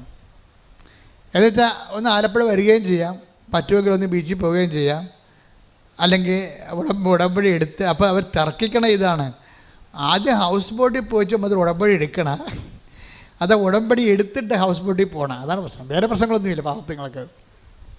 അതും തർക്കിച്ചുകൊണ്ടാണ് വരുന്നത്. അപ്പോൾ ചിലർ പറയും, നമ്മൾ ഹൗസ് ബോട്ടിൽ പോയിച്ചും വരുമ്പോൾ ഉടമ്പടി തീർന്നാൽ എന്ത് ചെയ്യും? എന്നാൽ പിന്നെ പറയും, എന്നാൽ പിന്നെ നമ്മൾ ഉടമ്പടി എടുത്തിട്ട് ഹൗസ് ബോട്ടിൽ ചെല്ലാം. അപ്പോൾ ഉടമ്പടി എടുത്തിട്ട് ഉടമ്പടിക്ക് എത്ര ദിവസം നേരം വേണം? അത് 4 മണിക്കൂർ വേണം. അപ്പോൾ ഇത് 4 ഇവിടെ, പിന്നെ 1 മണിക്കൂർ ആകുമ്പോൾ 5 മണിക്കൂർ നടന്ന് അവിടെ ചെല്ലുമ്പോൾ 1 മണിക്കൂർ. അപ്പോൾ നമ്മൾ കൊടുക്കേണ്ടത് 7,000 രൂപ. 7,000 രൂപയ്ക്ക് എത്ര മണിക്കൂർ? നമുക്ക് 5 മണിക്ക് ഇറങ്ങണ്ടേ? അപ്പോൾ അത് നഷ്ടമാണല്ലേ. അപ്പോൾ ഉടമ്പടിയെക്കുറിച്ചല്ല ചിന്തിക്കണത് എന്താണ്? ഹൗസ് ബോട്ടിൽ നമ്മൾ താമസിച്ചത് 4 മണിക്കൂറിൽ നമ്മൾ 8,000 രൂപ കൊടുക്കണ്ടേ എന്നാണ് ചിന്തിക്കേണ്ടത്. ഇങ്ങനെ ഉടമ്പടി എടുക്കണവരും ഉണ്ട്, ഇല്ലെന്നല്ല, ഉണ്ട്. അപ്പോൾ ഒരു ടൈം പാസിന് അകവും കാണാം, താളിയും പറിക്കാം, ആലപ്പുഴയും പോകാം, ഉടമ്പടി എടുക്കാം, ഹൗസ് ബോട്ടിൽ പോകാം. അങ്ങനെ വന്നവരാണ് ഈ പണി മേടിക്കുന്നത്. ജീവിതത്തിൽ പെട്ടുപോയി ജീവിതം കയ്യിൽ നിന്ന് പോയെന്ന് ചിന്തിക്കുന്ന ആൾക്കാരില്ലേ, അവർ ഉടമ്പടി എടുത്ത് അതിൻ്റെ അകത്ത് കൊണ്ട് സ്റ്റിക്ക് ഓൺ ചെയ്യും. കാര്യം അവർക്ക് വേറെ ഓപ്ഷൻ ഇല്ല. അവർ ടൈം പാസിന് ഉടമ്പടി എടുത്തിരിക്കണമല്ല. അവരുടെ ജീവിതം ഇനി മുന്നോട്ട് പോകണമെങ്കിൽ ദൈവം ഇടപെടണം. കാര്യം അവർ നോക്കിയിട്ട് ആരോഗ്യമുണ്ട്, പക്ഷേ അത് വർക്കൗട്ട് ചെയ്യണില്ല. അവർക്ക് പേഴ്സണാലിറ്റി ഉണ്ട്, പക്ഷേ വർക്കൗട്ട് ചെയ്യണില്ല. 13 വർഷമായിട്ട് വർക്കൗട്ട് ചെയ്യണില്ല. നല്ല പ്രൊഫഷനുണ്ട്, നല്ല ശമ്പളം, നല്ല സർട്ടിഫിക്കറ്റ് ഉണ്ട്, പക്ഷേ വർക്കൗട്ട് ചെയ്യണില്ല. ഇങ്ങനെ ഇതൊന്നും നടപടിയിൽ വരാത്തപ്പോഴാണ് ആൾക്കാർ ഉടമ്പടി എടുക്കുന്നത്. പക്ഷേ ഉടമ്പടി എടുക്കുമ്പോൾ ഉണ്ടാകുന്ന പ്രശ്നമെന്ന് പറയണത്, ഇത് ബൈലാറ്ററൽ എഗ്രിമെൻ്റ് അല്ലേ. ഇപ്പം ദീപക്ക് എന്താ സംഭവിച്ചത്? ദീപക്ക് ഉടമ്പടി എടുത്ത് ജീവിതം കയ്യിൽ നിന്ന് പോയെന്ന് കണ്ടപ്പോൾ പുള്ളിക്കാരനെ ഉടമ്പടി എടുത്ത് എന്ത് ചെയ്ത്? ആ ഉടമ്പടി പത്രവും ആ ഉടമ്പടി തിരിയും കാശുരൂപവും ഉപ്പും തൈലും എല്ലാം കൊണ്ടേ പുള്ളി പെട്ടി വെച്ച് പൂട്ടി. എന്നിട്ട് കൂട്ടുകാരൻ്റെ കല്യാണത്തിന് പോയി. പിന്നെ ചെയ്യാമെന്നും പറഞ്ഞു. അതാണ് സംഭവം. അപ്പം തന്നെ ഒരു തീരുമാനമാകും ഉടമ്പടിക്ക്. മനസ്സിലായില്ലേ? ഇതാണ് എല്ലാവർക്കും എൻ്റെ അബദ്ധം. അതാണേ ദീപക്ക് ചെയ്തിരിക്കണത്. ഇത് അപ്പോഴതിൻ്റെ അർത്ഥം വെച്ച് കഴിഞ്ഞാൽ ഇത് വർക്കൗട്ട് ചെയ്യുമായിരിക്കും, ചെയ്താൽ കൊള്ളാം. എന്നാൽ വരട്ടെ, നമുക്ക് എല്ലാം ഒന്ന് സെറ്റ് ചെയ്തിട്ട് പതുക്കെ തുടങ്ങാം എന്നൊക്കെ പറഞ്ഞുകൊണ്ട് നമ്മളീ പതുക്കെ തുടങ്ങാമെന്ന് വെച്ച് കഴിഞ്ഞാൽ ഉടമ്പടിയിൽ ദൈവത്തിൻ്റെ ഒരു കാര്യവും പതുക്കെ നടക്കത്തില്ല. അത് എപ്പോഴും നമ്മൾ ഓർത്തേക്കണം. ഒന്നാമത് മരിയ സ്പിരിച്വാലിറ്റി എന്ന് പറയണത് ദൈവവചനം കേട്ടാൽ അപ്പം തന്നെ സാംസൺ എന്താ ചെയ്യുക, ഫിലിസ്ത്യന്മാരുടെ പാളയത്തിലേക്ക് കുറുക്കന്മാരെ എടുത്തിട്ട് 100 കുറുക്കന്മാരെ എടുത്തിട്ട് കുറുക്കന്മാരുടെ വാലയിൽ പഴന്തുണി കെട്ടിയിട്ട് എണ്ണ ഒഴിച്ചത്. എന്നിട്ട് കുറുക്കന്മാരുടെ വാലയിൽ 100 കുറുക്കന്മാരുടെ വാലിൽ പഴന്തുണി ചുറ്റിയിട്ട് എണ്ണ ഒഴിച്ചിട്ട് അത് കത്തിച്ച്. അപ്പോൾ വാലിന് തീ പിടിച്ച കുറുക്കന്മാർ റോക്കറ്റ് പോലെ ഇടിച്ച് പന്തം പോലെ ഫിലിസ്ത്യൻ പാളയത്തിലേക്ക് ഇടിച്ച് കയറി അത് മൊത്തം കത്തിച്ച് കളഞ്ഞു. അതാണ് ഉടമ്പടിയുടെ സ്പീഡ് എന്ന് പറയണത്. ദൈവസ്നേഹം കൊണ്ട് വാലിൽ തീ പിടിക്കണം. അല്ലാതെ നനഞ്ഞിരുന്ന ഇത് കൂട്ടുകാരുടെ കല്യാണം കഴിയട്ടെ, അത് കഴിയുമ്പോൾ മകനെയും കൊണ്ട് അഡ്മിഷന് പോകണം, അതും കഴിയട്ടെ, എല്ലാം കഴിഞ്ഞിട്ട് നമുക്ക് ഉടമ്പടിയിലേക്ക് വരാമെന്ന് പറഞ്ഞാൽ ഇത് നിങ്ങൾ വരുമായിരിക്കും, പക്ഷേ ഉടമ്പടി വർക്കൗട്ട് ചെയ്യത്തില്ല. കാര്യം ഉടമ്പടിയുടെ പ്രശ്നം ആൻഡ് ഇമ്മീഡിയറ്റ്ലി എന്നാണ് ബൈബിൾ എപ്പോഴും നിൽക്കണം. മാർക്കോസിൻ്റെ ഒക്കെ സുവിശേഷം നിൽക്കുമ്പോൾ അതിനൊരു മിനിമം സ്പീഡുണ്ട്. ഈശോയുടെ എല്ലാ ആക്ഷനും അമ്മയുടെയും ഈശോൻ്റെ ആക്ഷൻ എല്ലാം. ഇപ്പം അമ്മ തന്നെ തിടുക്കത്തിൽ പോയി എലിസബത്തിനെ കാണാൻ പറഞ്ഞപ്പോൾ എന്താ, ഒന്ന് take the word of God, സ്തുതിക്കട്ടെ, ഹല്ലേലൂയ.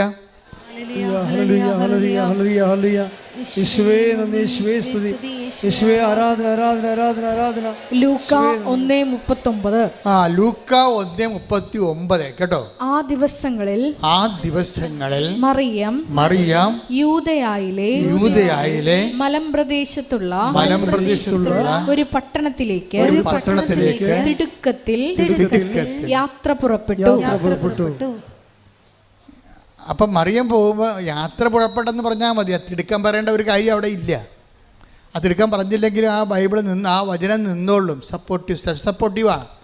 പക്ഷേ ഈ ലൂക്ക പറയണ മറിയം ഇങ്ങനെ ചെല്ലട്ടെ എന്ന് പറഞ്ഞാൽ ആൾക്ക് നടക്കത്തില്ല. അങ്ങനെയല്ല പോയത്.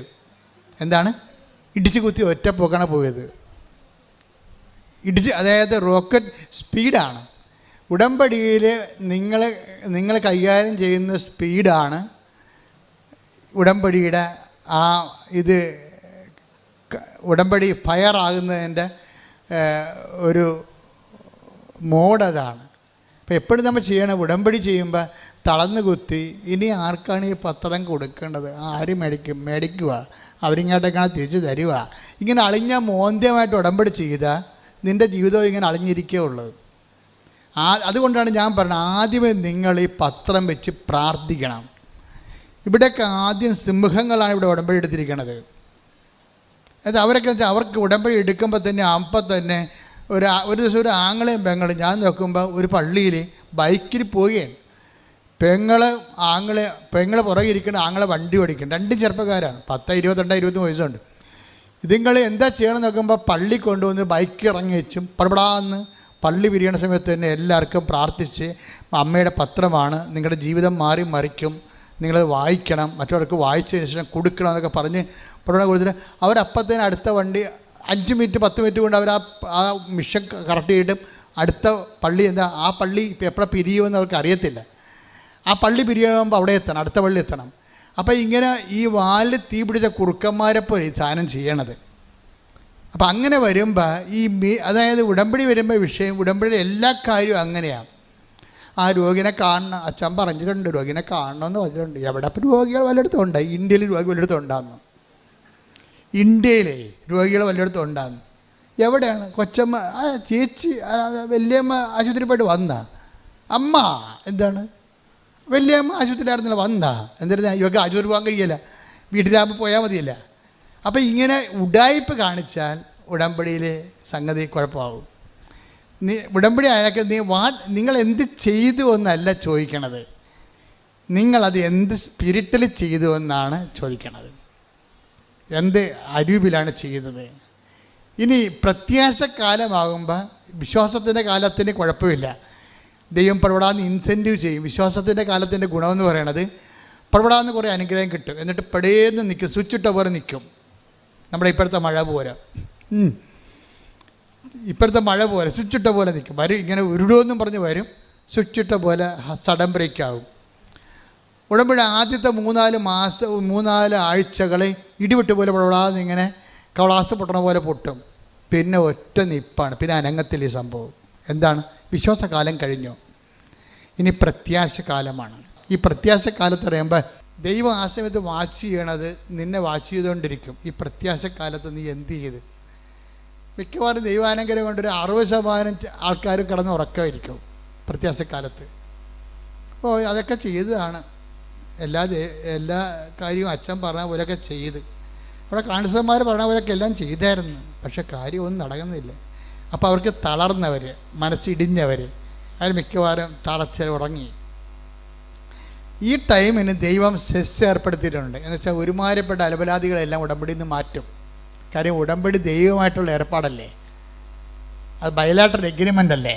അപ്പം നീ ഉടമ്പടിക്ക് യോഗ്യമല്ലെന്ന് കണ്ടു കഴിഞ്ഞാൽ പിന്നീട് നിങ്ങൾക്ക് ഉടമ്പടി കണ്ടിന്യൂ ചെയ്യാൻ പറ്റാത്ത രീതിയിലേക്ക് മാറ്റും. പക്ഷേ ചില വിദ്വാന്മാർക്ക് കാര്യങ്ങളറിയാം, അവിടെ പഴയകാല ഹിസ്റ്ററിയും ഫയലും ഒക്കെ ദൈവത്തിൻ്റെ അടുത്തുണ്ട്. ഇപ്പം ഇത്തിരി മാന്യം കാണിച്ചാൽ ഇവിടെ തിരിച്ചു വരുമെന്ന് ദൈവത്തിന് അറിയാം. കഴിഞ്ഞകാല ചരിത്രം അതാണ്. അതുകൊണ്ട് ദൈവം ഒരു ചെറിയൊരു അനുഗ്രഹമൊക്കെ ഭിന്നിച്ച് കാണിച്ചിട്ട് അവൾ ഒന്നൊരു ഇൻസെൻറ്റീവ് കൊടുത്തിട്ട്, കാരണം ദൈവം നിങ്ങൾ ഉടമ്പടി തുടരാൻ ദൈവം ആഗ്രഹിക്കുന്നുണ്ട്. അതെന്താ പ്രശ്നം വെച്ച് കഴിഞ്ഞാൽ ഉടമ്പടി ഒരു ജീവിത രീതിയാണ്. അത് പറമ്പ് വിൽക്കാനും ജപ്തി മാറാനും വേണ്ടിയുള്ള തൽക്കാലത്തേക്കുള്ള സൂത്രപ്പണിയല്ലത്. അപ്പം അങ്ങനെ അതാണ്. അത് കഴിയുമ്പോൾ ഇത് നിർത്താമെന്നൊക്കെ പറഞ്ഞ് ഉടമ്പടിയിൽ ആ രീതിയിൽ ഉടമ്പടിയെ കാണുന്ന ആൾക്കാരെ കുറച്ച് കഴിയുമ്പോൾ ദൈവം വകഞ്ഞു മാറ്റും, ആ മേഖലയിൽ നിന്ന് മാറ്റും.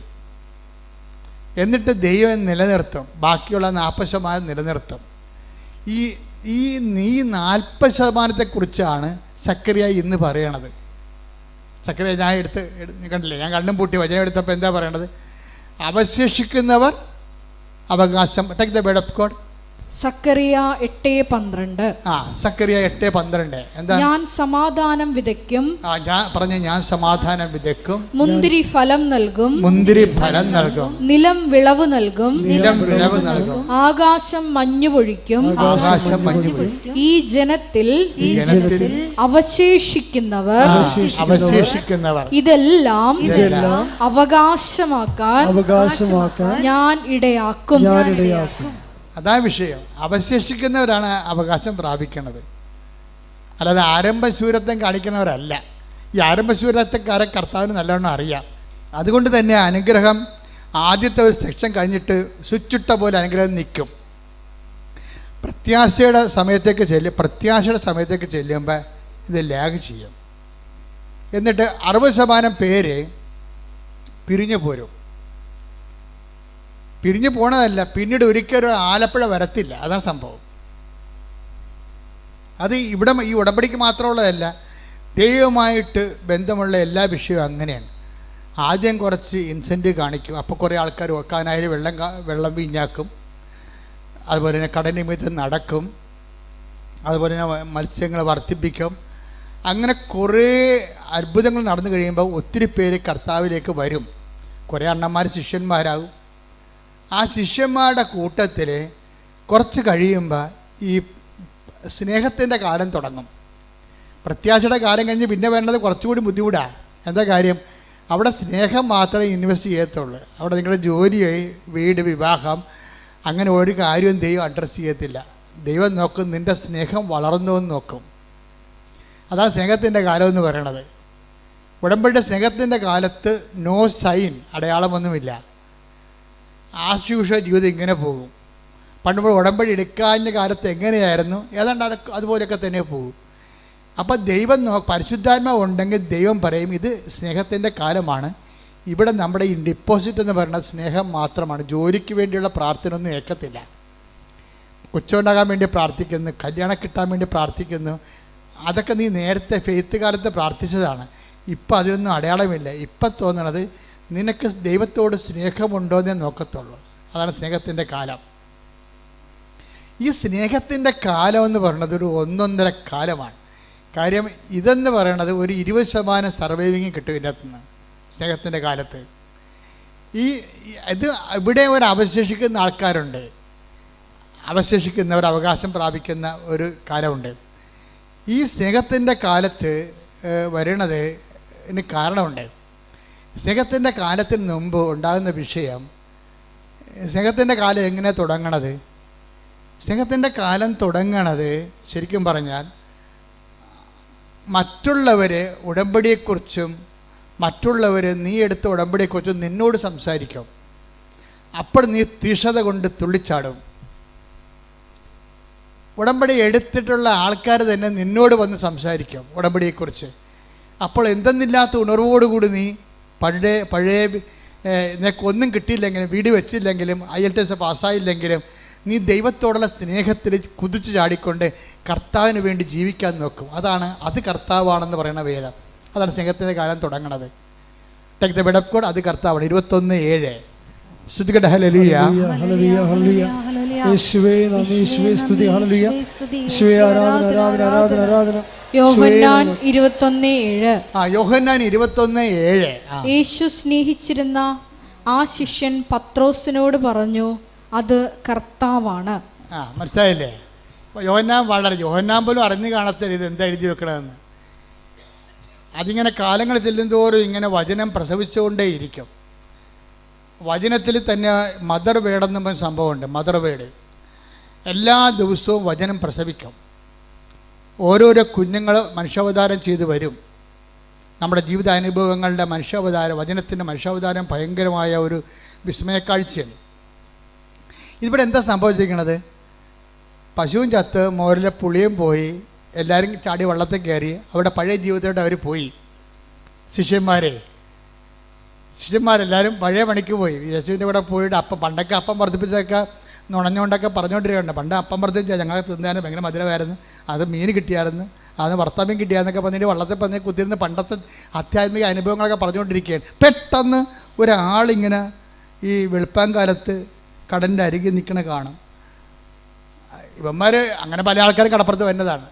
പക്ഷേ യേശു സ്നേഹിച്ചിരുന്നൊരു ശിഷ്യനെ ആ ആളായ്മ കണ്ടപ്പോൾ, ആ തലയനൊക്കെ കണ്ടപ്പോൾ ആളെ മനസ്സിലായി. ഉടനെ യോഹന്നാൻ പത്രോസിനോട് പറഞ്ഞ്, ദാറ്റ് ഇസ് ലോർഡ്, അത് കർത്താവാണെന്ന് പറഞ്ഞു. ആർക്കും മനസ്സിലായില്ല. ആ സ്നേഹിച്ച ശിഷ്യനെ മനസ്സിലായില്ല. കർത്താവ് വന്നത് മനസ്സിലായില്ല. മക്കളെല്ലാം പൊട്ടന്മാരാ, ഉടമ്പടി എടുത്തിരിക്കുന്ന പാർട്ടിയാണ് എല്ലാവരും. പക്ഷെ പൊട്ടനാ. അതിനകത്ത് ഒരുത്തം പറഞ്ഞ് അവൻ്റെ നെഞ്ചത്ത് ചാരിക്കിടന്ന ആളാണ് അവസാന നിമിഷങ്ങളിൽ. കാരണം കുരിശിൻ്റെ ചുവട്ടിൽ നിന്നവനുമാണ് അവൻ. ഇവൻ്റെ തലയനക്കങ്ങളും കൈയനക്കങ്ങളും നിഴലാട്ടങ്ങളൊക്കെ അറിയാൻ പറ്റും. അവനിത് കണ്ടപ്പോൾ തന്നെ പറഞ്ഞു, ദാറ്റ് ഈസ് ലോർഡ്, അത് കർത്താവാണ് എന്ന് പറഞ്ഞ് കേട്ടില്ല.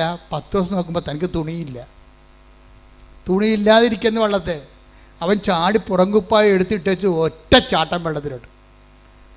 ഈ കർത്താവിൻ്റെ പേര് കേട്ടതേ ഉള്ളൂ. അപ്പം തന്നെ അവൻ ചാടി. ആദ്യം ഞങ്ങൾ പണിക്ക് പോകണമെന്ന് പറഞ്ഞ പാർട്ടിയാണ്. അപ്പോൾ ഇനി ഇവിടെ കരക്ക് നിന്നിട്ട് കാര്യമൊന്നുമില്ല, ഭക്ഷണം കഴിക്കണമെങ്കിൽ ഈ കൈ കൊണ്ട് അധ്വാനിക്കണമെന്ന് പറഞ്ഞുകൊണ്ട് തിരിച്ചു പോയ പാർട്ടിയാണ്. പക്ഷേ ആ ഉടമ്പടി കാലമൊക്കെ കഴിഞ്ഞു, അതിൻ്റെ കാലമൊക്കെ അടയാളങ്ങളൊക്കെ തീർന്ന് ഈശോയും മരിച്ചു. ഈ ജീവിതത്തിൽ വേണമെങ്കിൽ നമുക്ക് എന്നാ ഉടമ്പടി, നമ്മൾ വില എടുത്താൽ നമുക്ക് ജീവിക്കാം. ആൾക്കാർ പറയത്തില്ലേ, നാട്ടുകാർ പറയണില്ലേ, എന്നാ പാർട്ടി, നമ്മൾ വില എടുത്താൽ നമുക്ക് ജീവിക്കാം. അതിപ്പോൾ പാർട്ടി മാത്രമല്ല, ആധ്യാത്മിക മേഖലയിലുണ്ട്. കുറച്ച് കഴിയുമ്പോൾ ആൾക്കാർക്ക് നിരാശ കയറിയിട്ട് പറയും, നമ്മൾ വില എടുത്താൽ നമുക്ക് ജീവിക്കാം. അതുമാണ് അപ്പോസ്തലന്മാരാണ് ഇത് ആദ്യം പറഞ്ഞത്. ഞാൻ പണിക്ക് പോകാൻ പോകണമെന്ന് പറയും, ഞാൻ പണിക്ക് പോകാൻ പോകണം. ഇപ്പോൾ പറയും മറ്റുള്ള അണ്ണന്മാരും പറഞ്ഞ് ഞങ്ങളും വരണമെന്ന് പറയും. എല്ലാം കൂടി കെട്ടിയെടുത്ത് പോയതാണ്.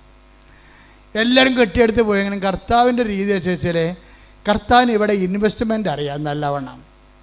ഇവിടെ ഇൻവെസ്റ്റ്മെൻറ്റ് എന്താണെന്ന് വെച്ച് കഴിഞ്ഞാൽ ഇവർക്ക് നിക്ഷേപമുണ്ട്. പഴയകാല കാലത്തിലെ കർത്താവിന് വേണ്ടി ഒത്തിരി സ്നേഹിച്ച് കൂടെ നടന്ന് ജോലി ചെയ്ത ആൾക്കാരാണ്. ഒരുത്തൻ കർത്താവിന് വേണ്ടി വെട്ടിയ ആളാണ് പത്രോസ്. ശത്രുക്കളുടെ മുമ്പിൽ നിന്ന് കർത്താവിനെ രക്ഷിക്കാൻ വെട്ടിയ ആളാണ്. ആൾക്ക് ഇൻവെസ്റ്റ്മെൻ്റ് ഉണ്ട്. യോഹന്നാനാണെങ്കിൽ കർത്താവിന് സമരിയക്കാരുടെ വഴിയെ കൂടി കർത്താവ് പോകണമെന്ന് പറഞ്ഞപ്പോൾ സമരിയക്കാർ പറഞ്ഞു, നിൻ്റെയൊക്കെ കൈയും കാലും പെട്ടെന്ന് പറഞ്ഞപ്പോൾ പറഞ്ഞ് കർത്താവിനോട് തിരിച്ചൊന്നും പറഞ്ഞ്, നീ ദൈവപുത്രനാണ്, അധികാരമുണ്ട്, പക്ഷെ പ്രയോജനമില്ല. ഇവന്മാരുടെയൊക്കെ പെടലെടുക്കേണ്ടതാണ്. ആ അധികാരം ഇങ്ങോട്ട് ആകാശത്ത് തീയും ഗന്ധം ഇറക്കണം, ഞാൻ കാണിച്ചു തരാം. ഇവന്മാർ ഇന്ന് സംസാരിച്ചാലും നാളെ സംസാരിക്കില്ലെന്ന് പറഞ്ഞ് സമരിയക്കാരുടെ ഇതിൽ കർത്താവിന് വേണ്ടി വീമ്പിളച്ച് നിന്ന ആളാണ് യോഹന്നാൻ. ഈ രണ്ട് കാര്യവും കർത്താവ് വഴക്കിട്ടെങ്കിലും കർത്താവിൻ്റെ മനസ്സിലതുണ്ട്. അതാണ് വിഷയം. നമ്മൾക്കൊരു കാലത്തെ പ്രാർത്ഥനയിലൊക്കെ വന്ന് വീഴ്ചയൊക്കെ വന്നെങ്കിലും കർത്താവിൻ്റെ ശാസനം കിട്ടിയാലും നിൻ്റെ ഇൻവെസ്റ്റ്മെൻറ്റ് ദൈവം മറക്കത്തില്ല ഒരിക്കലും. അതാണ് വീണ്ടും ആ രണ്ട് കക്ഷികൾ വന്നില്ലേ, യോഹന്നാനും പത്രോസും. പണ്ട് ഈ രണ്ട് കക്ഷികളാണ് കർത്താവിൻ്റെ ജീവന് വേണ്ടി പോരാടിയ രണ്ട് കക്ഷികളാണ്. അപ്പോൾ യോഹന്നാൻ ആണ് കണ്ടെത്തി പറഞ്ഞത് അത് കർത്താവാണെന്ന്. അപ്പം തന്നെ പത്രോസ് എടുത്തു ചാടി. അപ്പം യോഹന്നാൻ തന്നെ സുവിശേഷം എഴുതിയിരിക്കുകയാണ്. എന്താ പറയണത്? അവൻ എടുത്തു ചാടി, പക്ഷേ നമ്മുടെ കയ്യിൽ നിന്ന് താക്കോല് പോയി. അവൻ താക്കോൽ അടിച്ച് മാറ്റിയെന്ന്. എന്താ കാര്യം? അവൻ എടുത്തു ചാടി. പിന്നെ ഉടനെ ബൈബിൾ പറയാണ്, എന്നാൽ മറ്റു ശിഷ്യന്മാർ വള്ളത്തിൽ തന്നെ ഇരുന്ന് മീനും കൊണ്ട് പോകുന്നെന്നാണ് പറയണം. അപ്പം എന്നാലെന്ന് ചേർക്കേണ്ട കാര്യം ഇല്ല ഇവിടെ. പക്ഷെ അവൻ എടുത്തു ചാടിയതിന് പ്രാധാന്യം കിട്ടാൻ വേണ്ടിയാണ് എന്നാലെന്ന് പറയണത്. അപ്പോൾ ഈ ഉടമ്പടിയിൽ ഒത്തിരിയേറെ, ഉടമ്പടി എന്താണ്? അവൻ പറയണ പോലെ ചെയ്യണതല്ലേ. അപ്പം അതിനകത്ത് ഒരു എടുത്തുചാട്ടമുണ്ട്, ഓർത്തേക്കണം. ചെല്ലുമ്പോൾ ചെല്ലട്ടെ എന്ന് പറഞ്ഞുകൊണ്ട് നമ്മൾ ചെയ്താൽ അതിന് സ്പീഡ് ഉണ്ടാകത്തില്ല. ഇപ്പം എന്നാ പറ്റി? പുറത്ത് അടുത്ത് വന്നപ്പോൾ ഇവന്മാർ വയറ്റിപ്പിഴപ്പിന് വേണ്ടിയാണല്ല മീൻ പിടിക്കാൻ പോയത്. ഇവന്മാർ അധ്വാനിക്കാത്ത മീൻ കർത്താവ് ഇവിടെ പൊരിച്ചുകൊണ്ടിരിക്കുകയാണ്. ഇത് ദൈവബലിയുടെ ഒരു ഭാഗമാണ്. എന്നിട്ട് കർത്താവ് പറഞ്ഞ്, നീയൊക്കെ മീനില്ല ഭക്ഷണമില്ലെന്ന് പറഞ്ഞല്ലേ പോയത്. പണ്ട് ഭക്ഷണം കൊടുക്കാൻ വേണ്ടി നോക്കിയ ആളാണ്. പണ്ട് ഭക്ഷണം കൊണ്ട് സമരക്കാരോട് കർത്താവ് സംസാരിക്കുമ്പോൾ ഭക്ഷണം കൊണ്ട് വന്ന കക്ഷികളാണ്. അത് പത്രോസ് പറഞ്ഞു, ഗുരു ഭക്ഷിച്ചാലും. അപ്പം കർത്താവ് പറഞ്ഞു, നിങ്ങളറിയാത്ത ഭക്ഷണം എനിക്കുണ്ടെന്ന് പറഞ്ഞു. അപ്പം പത്രോസ് പറഞ്ഞു, നമ്മൾ പോയ സമയത്ത് വേറെ ആരെങ്കിലും കൊണ്ടൊന്ന് ഭക്ഷണം കൊടുത്ത് കാണുമെന്ന് പറഞ്ഞു. അപ്പോൾ ഈശോ പറഞ്ഞു, എൻ്റെ പിതാവിൻ്റെ ഇഷ്ടം നിറവേറ്റുകയാണ് എൻ്റെ ആഹാരം എന്ന് പറഞ്ഞു. അപ്പോൾ ദൈവത്തിൻ്റെ ഇഷ്ടം നിറവേറ്റി ഭൂമിയിൽ നിൽക്കുന്നതിന് പകരം ഇവരൊന്ന് ചാടി നോക്കിയതാണ്. പക്ഷേ ഇവരെ പോയി വിളിച്ചതിൻ്റെ കാരണം ഇവിടെ പഴയ ഇൻവെസ്റ്റ്മെൻറ്റാണ്. നിങ്ങൾക്ക് പണ്ട് ദൈവത്തിൻ്റെ തിരുസന്നിധിയിൽ എന്തെങ്കിലും പിടിപാടുണ്ടെങ്കിൽ നിങ്ങൾക്ക് ഇന്നത്തെ കാലത്ത് ചിലപ്പോൾ ദൈവം നിങ്ങളുടെ പ്രാർത്ഥന കേട്ടില്ലെങ്കിലും നിങ്ങളുടെ ഇൻവെസ്റ്റ്മെൻറ്റ് ദൈവം വിസ്മരിക്കത്തില്ല. അതെപ്പോഴും ഓർക്കണം. പറഞ്ഞ മനസ്സിലായില്ലേ? ഇപ്പം ഞാനൊക്കെ ഓർക്കുമോ, ഞാനിപ്പോൾ അമ്മ എനിക്ക് പ്രത്യക്ഷപ്പെട്ടു. ഞാൻ എന്താ പ്രത്യക്ഷപ്പെടാൻ കാര്യം? എനിക്ക് പണ്ടൊരു അസുഖം ഉണ്ടായിരുന്നു. എല്ലാ വീട്ടിലും പോയി വണക്കം വായിച്ചു കൊടുക്കും.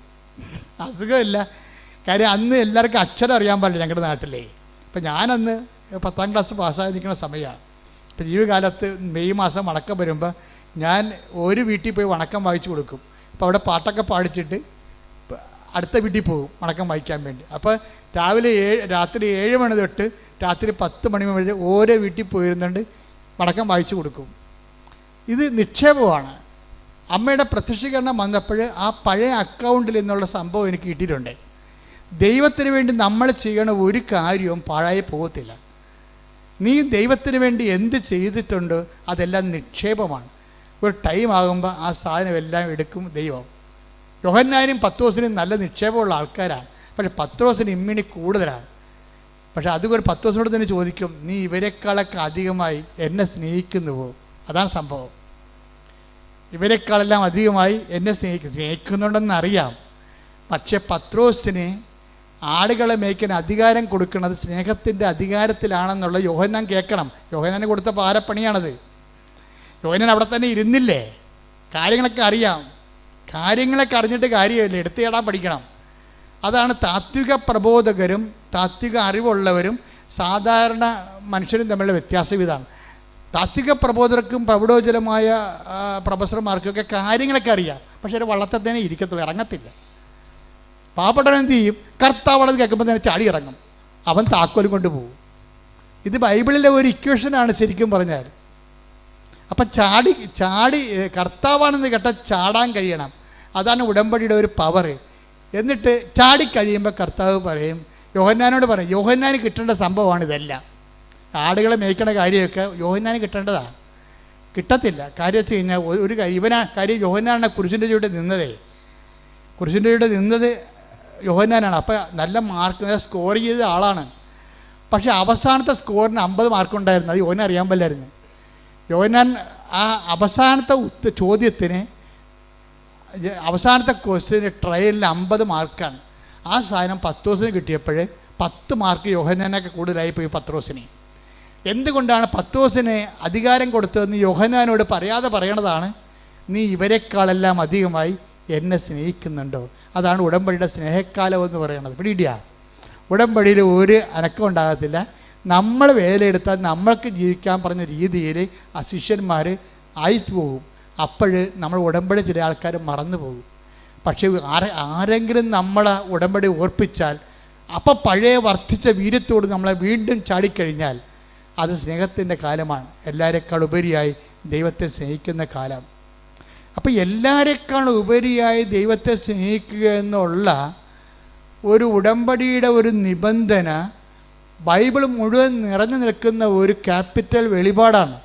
നിൻ്റെ കർത്താവായ ദൈവം ഞാനാകുന്നു, ഞാനല്ലാതെ മറ്റൊരു ദൈവം നിനക്ക് ഉണ്ടാവരുത്. ആ ദൈവം തന്നെയാണ് പിന്നീട് വചനം മാസമായി കഴിയുമ്പോഴും ആ നിബന്ധനകൾക്ക് മാറ്റമില്ല. എന്താണ്? നിത്യജീവൻ പ്രാപിക്കാൻ ഞാൻ എന്ത് ചെയ്യണമെന്ന് ചോദിക്കുമ്പോൾ പറയും, എല്ലാത്തിനേക്കാൾ ഉപരി ആ ദൈവത്തെ സ്നേഹിക്കുക, നിന്നെപ്പോലെ തന്നെ നിൻ്റെ അയൽക്കാരനെ സ്നേഹിക്കുക. ആ നിബന്ധനകൾക്ക് പിന്നെ മാറ്റമില്ല. പത്രോസിലേക്ക് വരുമ്പോൾ പറയും, നീ ഇവരെക്കാൾ അധികമായി എന്നെ സ്നേഹിക്കുന്നുണ്ടോ. അപ്പോൾ പത്രോസ് പറയും, യു നോ ഇറ്റ് എന്ന് പറയും. എന്താണ്? നിനക്കത് അറിയാം. ഞാൻ പറഞ്ഞാൽ എനിക്ക് വിഷമമാണെന്ന് പറയും. അതാണ് പത്രോസ് പറയണത്. കാര്യം കർത്താവ് കാണിച്ച ഒരു വല്ലാത്ത ഒരു പണിയുണ്ട്. കാര്യം കർത്താവിൻ്റെ കയ്യെ വിലങ്ങ് വീണപ്പോൾ പത്രോസ് വാളൂരി, ആ 200 പേരാണ് പന്തങ്ങളും വിളക്കുകളും ആയിട്ട് നിൽക്കണത്. പത്രോസ് ഒറ്റക്ക്. എന്നിട്ടും കർത്താവിൻ്റെ ജീവൻ രക്ഷിക്കാൻ വേണ്ടി ശത്രുപാളയത്തിൽ വെട്ടിയവനാണ് പത്രോസ്. അപ്പോഴാണ് പത്രോസിനോട് പറയണത് വാൾ ഉറയിലിടാൻ പറയണത്. അപ്പം അത് കേട്ടോടുകൂടി പത്രോസ് വാൾ ഉറയിലിട്ട് വചനം പാലിച്ചു. അവൻ പറയണ പോലെ ചെയ്ത്. അതാണ് ഉടമ്പടി എന്ന് പറയണത്. പത്രോസിൻ്റെ ഉടമ്പടിയാണ് ഏറ്റവും ബെസ്റ്റ് ഉടമ്പടി. സ്നേഹത്തിൻ്റെ കാലത്ത് അപ്പോൾ വെട്ടുകൊണ്ട് മൽക്കസിൻ്റെ ചെവി ഛേദിച്ച് പോയി കഴിഞ്ഞപ്പോൾ പ്രധാന ഭൃത്യൻ്റെ പരിചാരകൻ്റെ ചെവി ഛേദിച്ചു. പിന്നെ അവർ പത്രോസിനെ പഴം നുറുക്കണ പോലെ നുറുക്കുമെന്ന് പത്രോസിന് അറിയാം. തനിക്ക് അപകടങ്ങളാണ്, ഈ ഉടമ്പടിയുടെ പേരിൽ തനിക്ക് വരാൻ പോണ ത്യാഗങ്ങളാണെന്നറിയാം. എന്നിട്ടും അവൻ പറഞ്ഞതല്ലേ വാളുറയിലിടാൻ. അതുകൊണ്ട് പത്രോസ് അവൻ പറഞ്ഞതുപോലെ ചെയ്തു. അതാണ് ഉടമ്പടി. അവൻ പറയണ പോലെ ചെയ്യുക.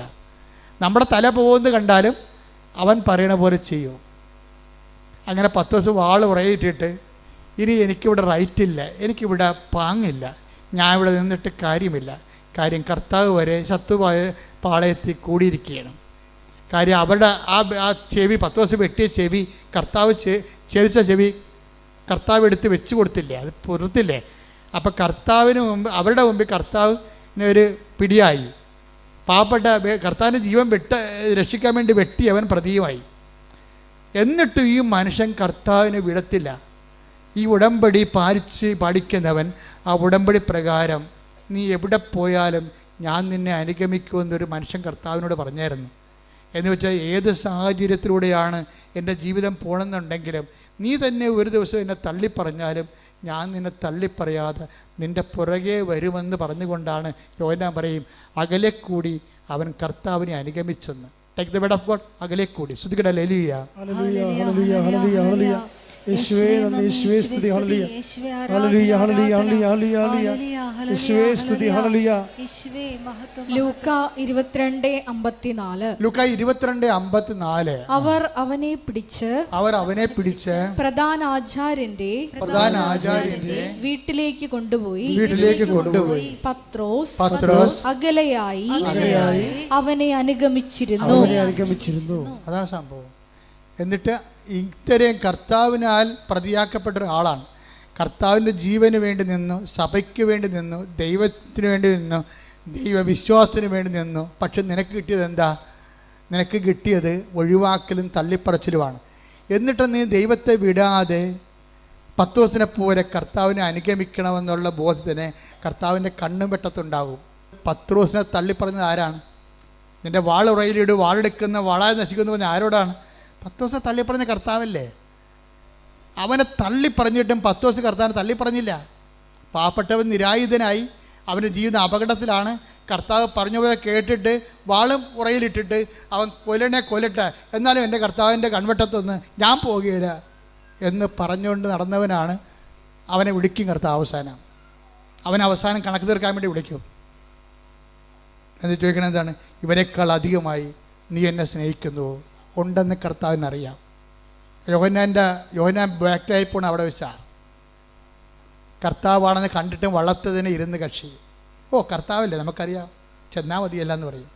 ഉടമ്പടിയല്ലേ, ചെയ്താൽ മതിയല്ല, അതാണ് സംഭവം, അതാണ് യോഹന്നാൻ. പക്ഷേ നീ അനുഗ്രഹിക്കപ്പെടത്തില്ല. ഉടമ്പടിയല്ലേ, നമുക്കറിയാം, ചെയ്താൽ മതിയല്ല.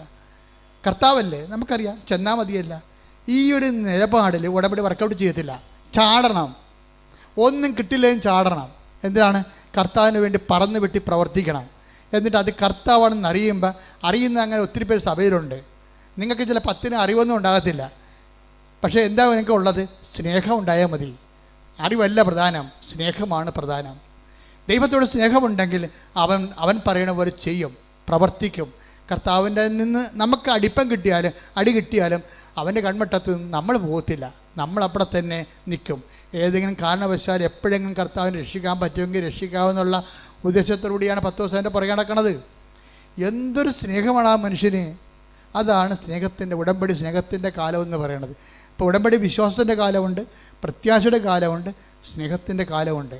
സമർപ്പണത്തിൻ്റെ കാലമെന്ന് പറയുമ്പോൾ ദൈവം ചില കാര്യങ്ങൾ നമ്മളിൽ നിന്ന് ഒരിക്കലും എടുത്തു മാറ്റത്തില്ല. അത് നമ്മൾക്ക് നിത്യജീവന് വേണ്ടി നമ്മളത് അനുഭവിക്കേണ്ടതാണ്. അതുകൊണ്ട് കർത്താവ് പറയും, ഇത് അനുഭവിക്കാൻ തന്നെയാണ് ഞാൻ ഈ മണിക്കൂറിലേക്ക് വന്നത്. Take the word of God. ശ്രുതികട്ടെ hallelujah, hallelujah, hallelujah, hallelujah, hallelujah. യേശുവേ നന്ദി, യേശുവേ സ്തുതി, ഹല്ലേലൂയ, ഹല്ലേലൂയ, ഹല്ലേലൂയ, ഹല്ലേലൂയ. യേശുവേ സ്തുതി, ഹല്ലേലൂയ, ഹല്ലേലൂയ. യേശുവേ നന്ദി, ആരാധന.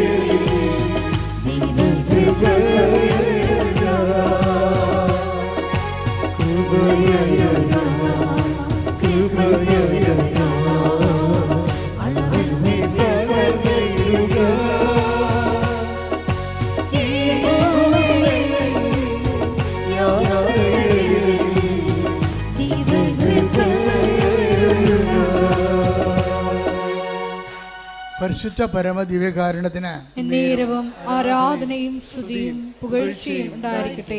ചില കാര്യങ്ങൾ നമ്മൾ അനുഭവിക്കേണ്ട കാര്യങ്ങളാണ്. ചിലത് അനുഗ്രഹവുമായിട്ടും അതിശയവുമായിട്ടും ഒക്കെ മാറിയിട്ട് അവസാനം ചില കാര്യങ്ങളുണ്ടാവും. അത് നമ്മൾ അനുഭവിക്കാതെ കടന്നു പോകാത്ത കാര്യമാണ്. ഇത് അനുഭവിക്കാതെ കടന്നു പോകത്തില്ലെങ്കിൽ 12 വായിച്ചേ. യോഹന്നാൻ 12:27. യോഹന്നാൻ 12:27. ഇപ്പോൾ എൻ്റെ ആത്മാവ് അസ്വസ്ഥമായിരിക്കുന്നു. പറഞ്ഞു, ഇപ്പോൾ എൻ്റെ ആത്മാവ് അസ്വസ്ഥമായിരിക്കുന്നു. ഞാൻ എന്തു പറയേണ്ടു? പിതാവേ, ഈ മണിക്കൂറിൽ നിന്ന് എന്നെ രക്ഷിക്കണമേ. അല്ല, ഇതിനു വേണ്ടിയാണല്ലോ ഈ മണിക്കൂറിലേക്ക് ഞാൻ വന്നത്. അപ്പം ചില കാര്യങ്ങൾ ദൈവഹിതമായിട്ട് നമ്മളെ കടന്നു പോകത്തില്ല. നമ്മളത് അനുഭവിക്കേണ്ടി വരും. ഈ അനുഭവിക്കേണ്ട കാലത്ത് വരുമ്പോൾ വിശ്വാസം വർക്കൗട്ട് ചെയ്തില്ല, പ്രത്യാശ വർക്കൗട്ട് ചെയ്യില്ല, സ്നേഹമല്ല. അവിടെ എന്താണ്? സമർപ്പണം.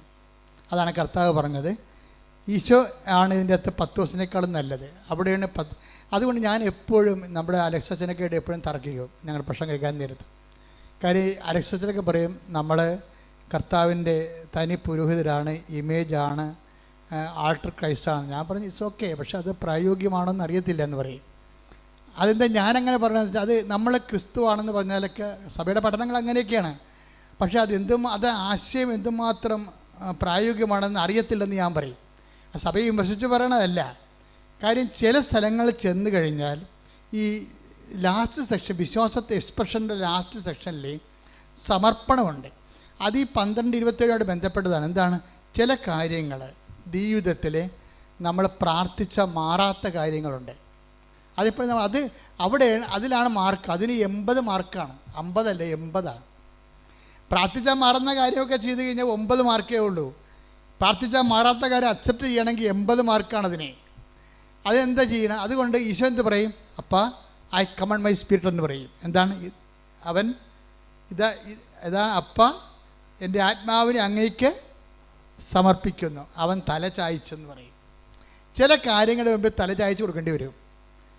അപ്പോൾ അതാണ് സമർപ്പണത്തിൻ്റെ കാലമെന്ന് പറയണത്. ഉടമ്പടിക്കാലത്തിൻ്റെ അകത്ത് വിശ്വാസ കാലമുണ്ട്, പ്രത്യാശയുടെ കാലമുണ്ട്, സ്നേഹത്തിൻ്റെ കാലമുണ്ട്, പിന്നെ സമർപ്പണത്തിൻ്റെ കാലം. സമർപ്പണത്തിൻ്റെ കാലത്തേക്ക് എല്ലാവരും കിട്ടുമെന്നൊന്നും ഞാൻ പ്രതീക്ഷിക്കണില്ല.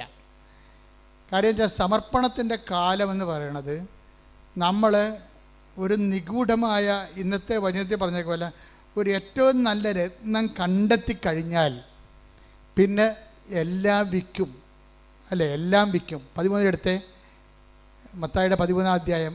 ഏറ്റവും രത്നവ്യാപാരി ഏറ്റവും നല്ല രത്നം കണ്ടെത്തി കഴിഞ്ഞാൽ എല്ലാം വിൽക്കും.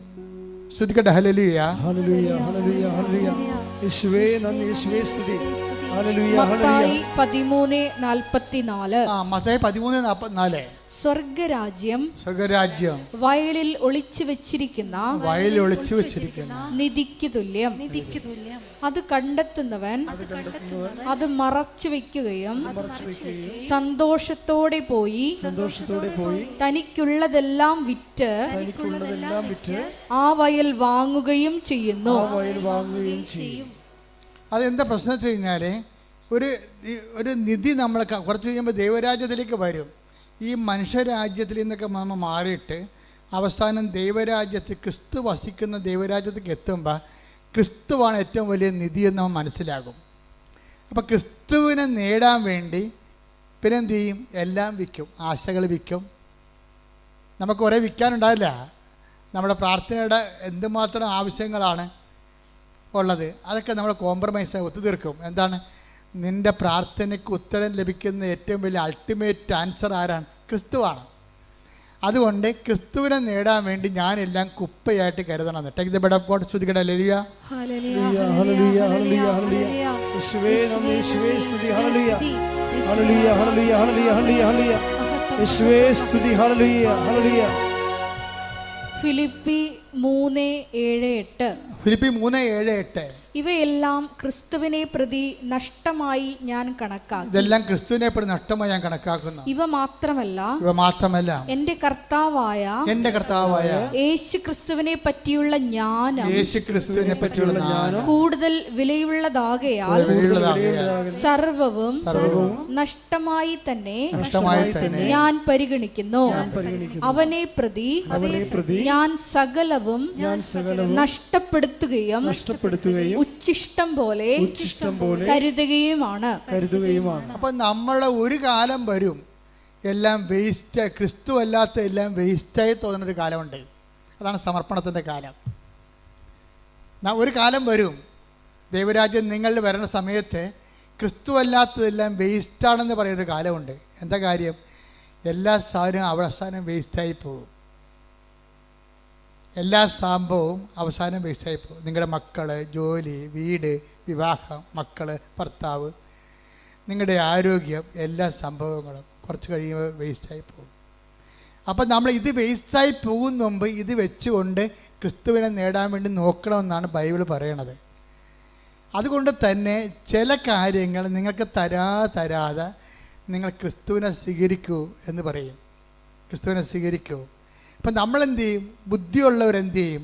ബുദ്ധിയുള്ളവർ ഏതെങ്കിലും ഒരു പ്രാർത്ഥന ആൻസർ ചെയ്യുന്നില്ലെന്ന് കണ്ടാൽ എല്ലാ വാഗ്ദാനങ്ങളും 2 കൊരിന്ത്യർ 1:20 നമ്മൾ ആദ്യം വായിച്ച പോലെ ക്രിസ്തുവിൽ അതേ ആയതുകൊണ്ട് ക്രിസ്തുവിനെ നേടാൻ വേണ്ടി നമ്മൾ നോക്കും.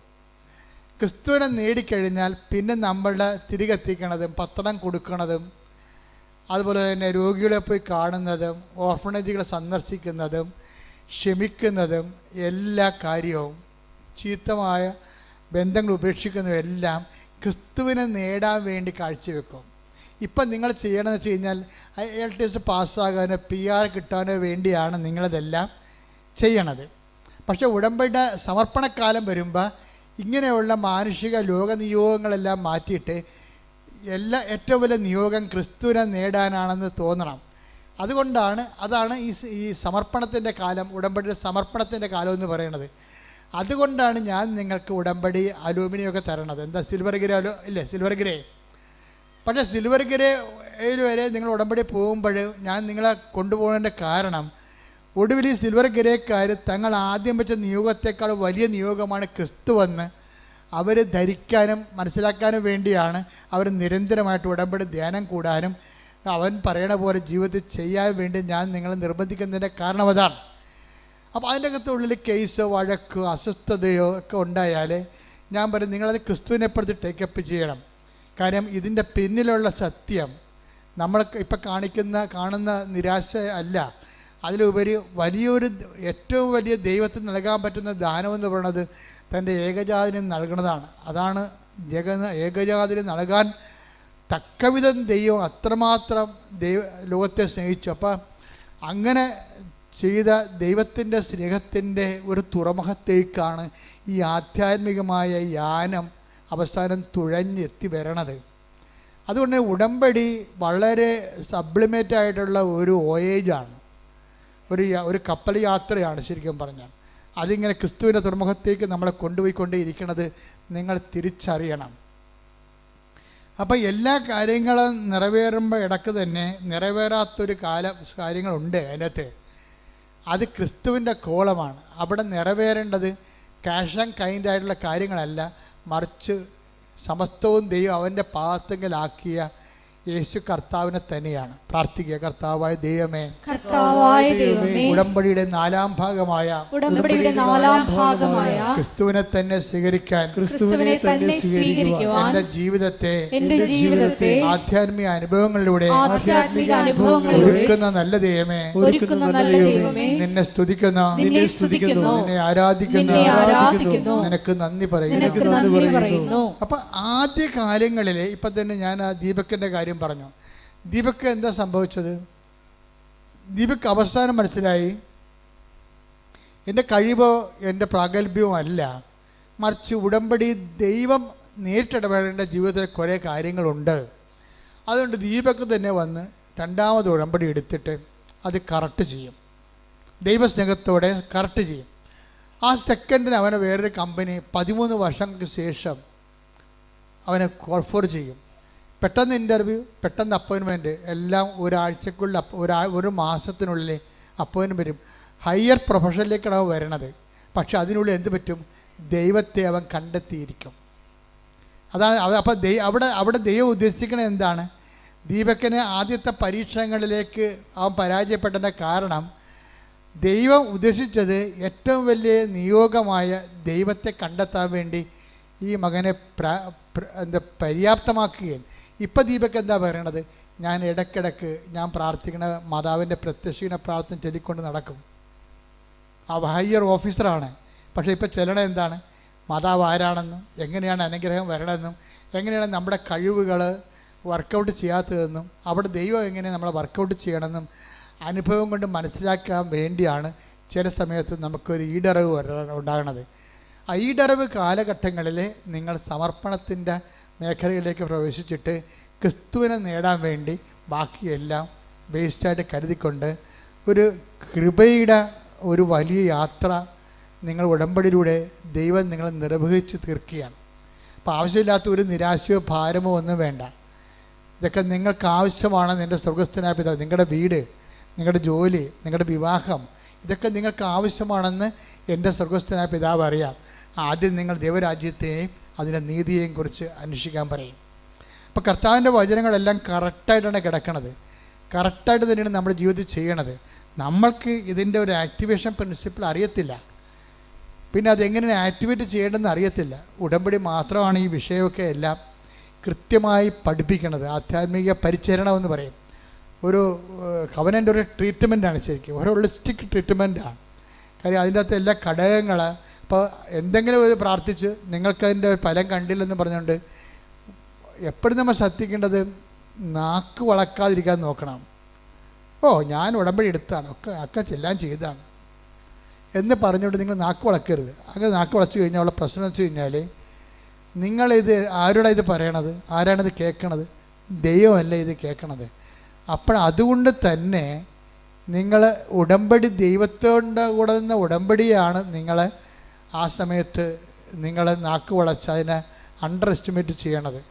ദാറ്റ് മീൻസ് ദൈവത്തോട് നിങ്ങൾ ചെയ്ത ഉടമ്പടിയെ നിങ്ങൾ തന്നെ ഇടിച്ചു കാണിച്ചാൽ സ്വാഭാവികമായിട്ട് അതിൽ നിന്നുണ്ടാകുന്ന വാഗ്ദാനം നിങ്ങൾ പ്രാപിക്കത്തില്ല.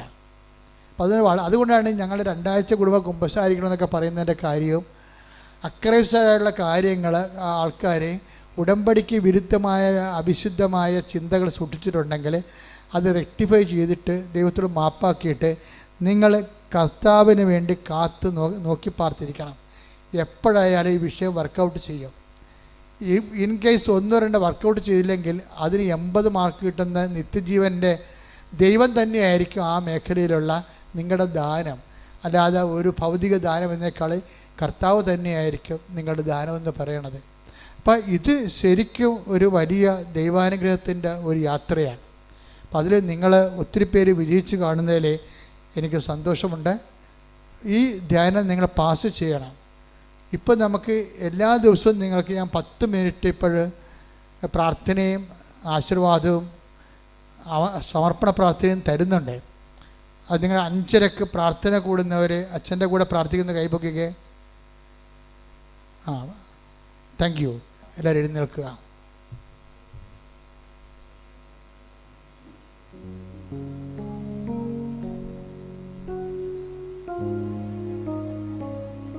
അച്ഛൻ പ്രാർത്ഥിക്കും, മക്കളെ സ്തുതിച്ചാൽ മതി. എല്ലാ മേഖലകളെയും സമർപ്പിച്ചുകൊണ്ട് പ്രാർത്ഥിക്കാൻ പോവുകയാണ്. Hallelujah, hallelujah, hallelujah. മഹത്വം, കർത്താവിന്റെ ഉന്നതമായ ആരാധന, ആരാധന. Hallelujah, hallelujah. കർത്താവിന്റെ വിശുദ്ധ പൗരോഹിത്യത്തെ മഹത്വപ്പെടുത്തുന്നു. കർത്താവിൽ സഭയിലുള്ള സാന്നിധ്യം പ്രകടമാക്കി. 38 വർഷം ഞാൻ അർപ്പിച്ച കൃപാനയുടെ യോഗ്യതയാണ്. കൃപാസ്ഥാനത്താറെ ജീവനോടെ പ്രത്യക്ഷപ്പെട്ട പരിശുദ്ധ അമ്മയുടെ മധ്യസ്ഥത, കർത്താവിന്റെ തിരുമുറിവാർന്ന വലതുകരം, അനുഗ്രഹത്തിന്റെ വലതുകരം ഓരോ മക്കളുടെ മേൽ വെക്കണമെന്ന് പ്രാർത്ഥിക്കുന്നു. കർത്താവ് രോഗബാധിതർക്ക് വേണ്ടി പ്രാർത്ഥിക്കുന്നു. വാദരോഗികൾക്ക് വേണ്ടി പ്രാർത്ഥിക്കുന്നു. ഹൃദയ രോഗികൾക്ക് വേണ്ടി പ്രാർത്ഥിക്കുന്നു. കരൾ രോഗികൾക്ക് വേണ്ടി പ്രാർത്ഥിക്കുന്നു. കർത്താവിന്റെ വിശുദ്ധമായ വലതുകരം ഉയർത്തണം. അങ്ങനെ ആണിപ്പെടുത്താറുന്ന വലതുകരം ഉയർത്തണം. എല്ലാ മക്കളെയും സ്പർശിക്കണമേ. അടിപ്പിണർ പോലെ സ്പർശിക്കണമേ. വൈദാഘാതം പോലെ സ്പർശിക്കണമേ. ദൈവികമായ ശക്തി നിങ്ങളിലേക്ക് ആവശ്യിക്കട്ടെ. ദൈവികമായ ശക്തി നിങ്ങളിലേക്ക് ആവശ്യിക്കട്ടെ. ഉച്ച മുതൽ ഉള്ളങ്കാൽ വരെ കർത്താവിന്റെ രക്തം പടരട്ടെ. ഉച്ച മുതൽ ഉള്ളങ്കാൽ വരെ കർത്താവിന്റെ രക്തം പടരട്ടെ. എല്ലാ കോശങ്ങളിലും കർത്താവിന്റെ രക്തം പടരട്ടെ. എല്ലാ മാംസപേശികളിലും കർത്താവിന്റെ രക്തം പടരട്ടെ. എല്ലാ അസ്ഥികളിലും അസ്ഥിക്കുഴകളിലും കർത്താവിന്റെ രക്തം പടരട്ടെ. കർത്താവിന്റെ വലതുകരത്താൽ എല്ലാവരും സ്പർശിക്കപ്പെടട്ടെ. മാരക രോഗികള് കർത്താവിന്റെ നാമത്തിൽ മാറിപ്പോകട്ടെ. സ്ഥിരവേദികള് കർത്താവിന്റെ നാമത്തിൽ മാറിപ്പോകട്ടെ. സൃഷ്ടി രോഗങ്ങള്, ക്യാൻസർ രോഗങ്ങള്, മക്കളില്ലാ ദമ്പതികള്, ഗർഭാശയത്തിന് കട്ടിക്കുറവുള്ളവര്, ബീജത്തിന് ഓട്ടമില്ലാത്തവര്, ജനിതകമായ തടസ്സങ്ങളുള്ളവര് യേശു നാമത്തിൽ മാറിപ്പോകട്ടെ. വൈവാഹിക തടസ്സങ്ങൾ, വൈവാഹിക തടസ്സങ്ങൾ, മക്കളില്ലാത്തവര്, വീടില്ലാത്തവര്, ജോലി ഇല്ലാത്തവര്, അമ്മേ കാനായിലെ കല്യാണത്തെ പോലെ എല്ലാ ഇല്ലായ്മകളും ആരാധന സന്നിധാനത്തിന് അമ്മ മധ്യസ്ഥം വഹിക്കണം. പ്രാർത്ഥിക്കാൻ പോലെ നിവർത്തിയില്ലാത്തവര്, വിശ്വാസം കുറവുള്ളവര്, വിശ്വസിക്കാൻ കഴിവില്ലാത്തവർ എല്ലാവരും കണ്ണീരോടെ പ്രാർത്ഥിക്കുന്നു. കർത്താവേ, വിശുദ്ധ പൗരോഹിത്യത്തെ മഹത്വപ്പെടുത്തണം. കർത്താവേ, സഭയിലുള്ള സാന്നിധ്യം പ്രകടമാക്കണമേ. കർത്താവേ, നിന്റെ ഉന്നതമായ നാമത്തിന് സ്വത്വം ചെയ്യുന്ന കർത്താവേ, നിന്റെ വിശുദ്ധ പൗരോഹിത്യത്തെ മഹത്വപ്പെടുത്തണമേ. കർത്താവേ, കൃപാസ ആൾത്താറ് 2004 ഡിസംബർ 7-ാം തീയതി പ്രത്യക്ഷപ്പെട്ട് ദുരന്തം ഉണ്ടാകാൻ പോണ് പ്രാർത്ഥിക്കണമെന്ന് പറഞ്ഞ അമ്മയുടെ പ്രാർത്ഥന ഈ സമയത്ത് മധ്യസ്ഥ പ്രാർത്ഥനയായി ഞങ്ങൾക്ക് നൽകണമേ. കുഞ്ഞുങ്ങളെ പഠിക്കാൻ കഴിവില്ലാത്തവര്, തെറ്റായ ബന്ധങ്ങൾ അകപ്പെട്ടവര്, കുറ്റമറാത്ത സ്ഥലങ്ങള്, സാമ്പത്തിക കടങ്ങള്, ജപ്തി നടപടികള്, തെറ്റായ ബന്ധങ്ങൾ അകപ്പെട്ടിരിക്കുന്നവര്, കർത്താവേ, വാടകയ്ക്ക് താമസിക്കുന്നവര്, ഒറ്റയ്ക്ക് താമസിക്കുന്നവര്, പാട്ടത്തിന് താമസിക്കുന്നവര്, ഇറങ്ങിക്കൊടുക്കേണ്ടി വരുന്നവര്, വിദേശ ജോലികള് ചെയ്തു പോയിട്ട് പഠനം കഴിഞ്ഞിട്ട് അവിടെ വിസ പുതുക്കാത്തവര്, അവർക്ക് ജോലി കിട്ടാത്തവര്, കർത്താവ് ലക്ഷക്കണക്കിന് രൂപ നാട്ടിൽ കടമുള്ളവര്, കണ്ണീരോടെ പ്രാർത്ഥിക്കുന്നു. എല്ലാവർക്കും വേണ്ടി പ്രാർത്ഥിക്കുന്നു. എല്ലാവർക്കും വേണ്ടി പ്രാർത്ഥിക്കുന്നു. കർത്താവേ, കർത്താവെ സ്വർഗം തുറക്കണമേ. കർത്താവെ സ്വർഗം തുറക്കണമേ. നിന്റെ നാമത്തെ ഇപ്പോഴും മഹത്വപ്പെടുത്തണമേ. അപ്പാ അപ്പാ, അങ്ങേ പുത്രനായ യേശു ക്രിസ്തുവിന്റെ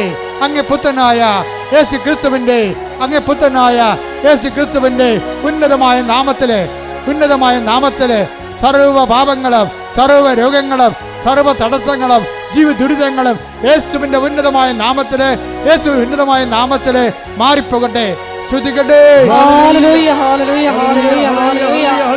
എല്ലാ രോഗങ്ങളും തടസ്സങ്ങളും നീങ്ങിപ്പോയിക്കൊണ്ട് അങ്ങയുടെ നാമത്തെ ആരാധനയിലൂടെ വീണ്ടും വീണ്ടും മഹത്വപ്പെടുത്തണമേ. Hallelujah, hallelujah. ദൈവപിതാവേ നന്ദി, ദൈവപിതാവേ മഹത്വം, ദൈവപിതാവേ ആരാധന. ഹല്ലേലൂയ.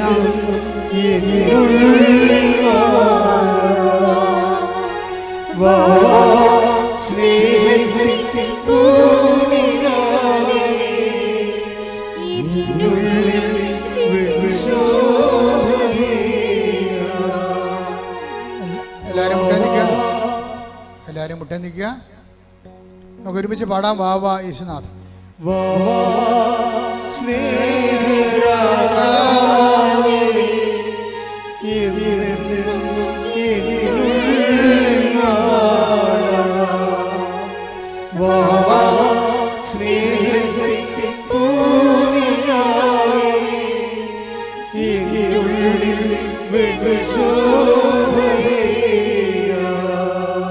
എൻ്റെ മക്കളെ കൈകൾ കൂപ്പിക്കേ.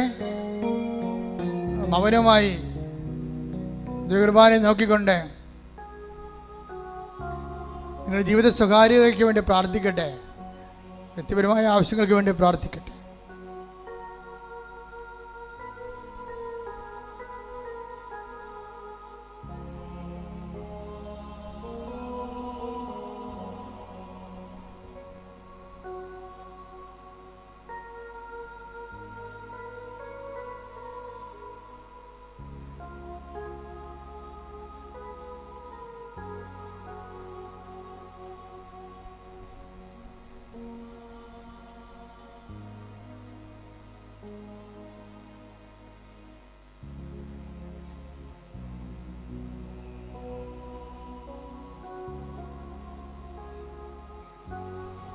ഒരിക്കൽ കൂടി മരിയൻ ഉടമ്പലിൽ സമർപ്പിച്ചിരിക്കുന്ന എല്ലാ വിഷയങ്ങളും ദൈവമാതാവിൻ്റെ മധ്യസ്ഥയിൽ ദിവ്യകാരുണ്യ സന്നിധിയിൽ സമർപ്പിച്ച് നമുക്ക് മൗനമായിട്ട് പ്രാർത്ഥിക്കാം.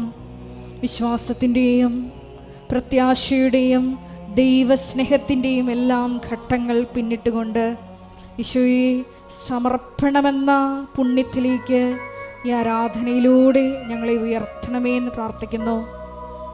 ഈശോയെ, എപ്പോഴും നിനക്ക് സാക്ഷ്യം വഹിച്ചുകൊണ്ട് സാഹചര്യങ്ങൾ അനുകൂലമായാലും പ്രതികൂലമായാലും തിടുക്കത്തിൽ ഉടമ്പടി നിബന്ധനകൾ പാലിക്കുവാനുള്ള തീക്ഷ്ണത ഞങ്ങൾക്ക് നൽകണമേ എന്ന് പ്രാർത്ഥിക്കുന്നു.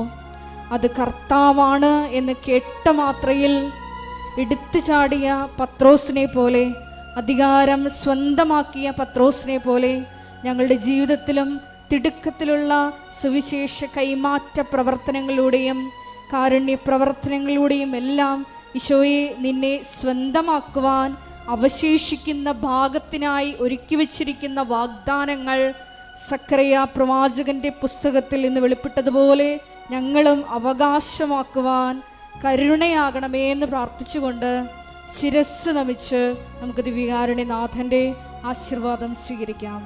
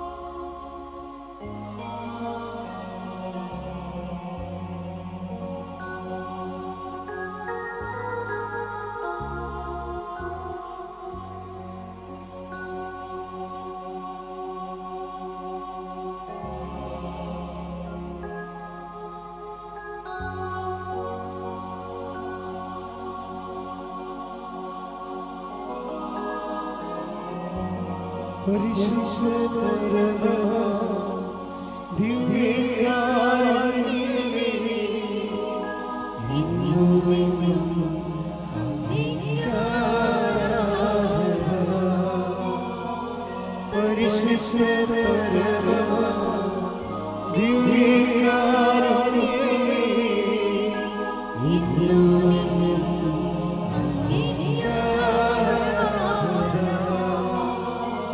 പരിശുദ്ധ പരമമാ ദിവ്യകാരുണ്യമേ, ഇന്നുമെന്നും അങ്ങേക്കാരാധന.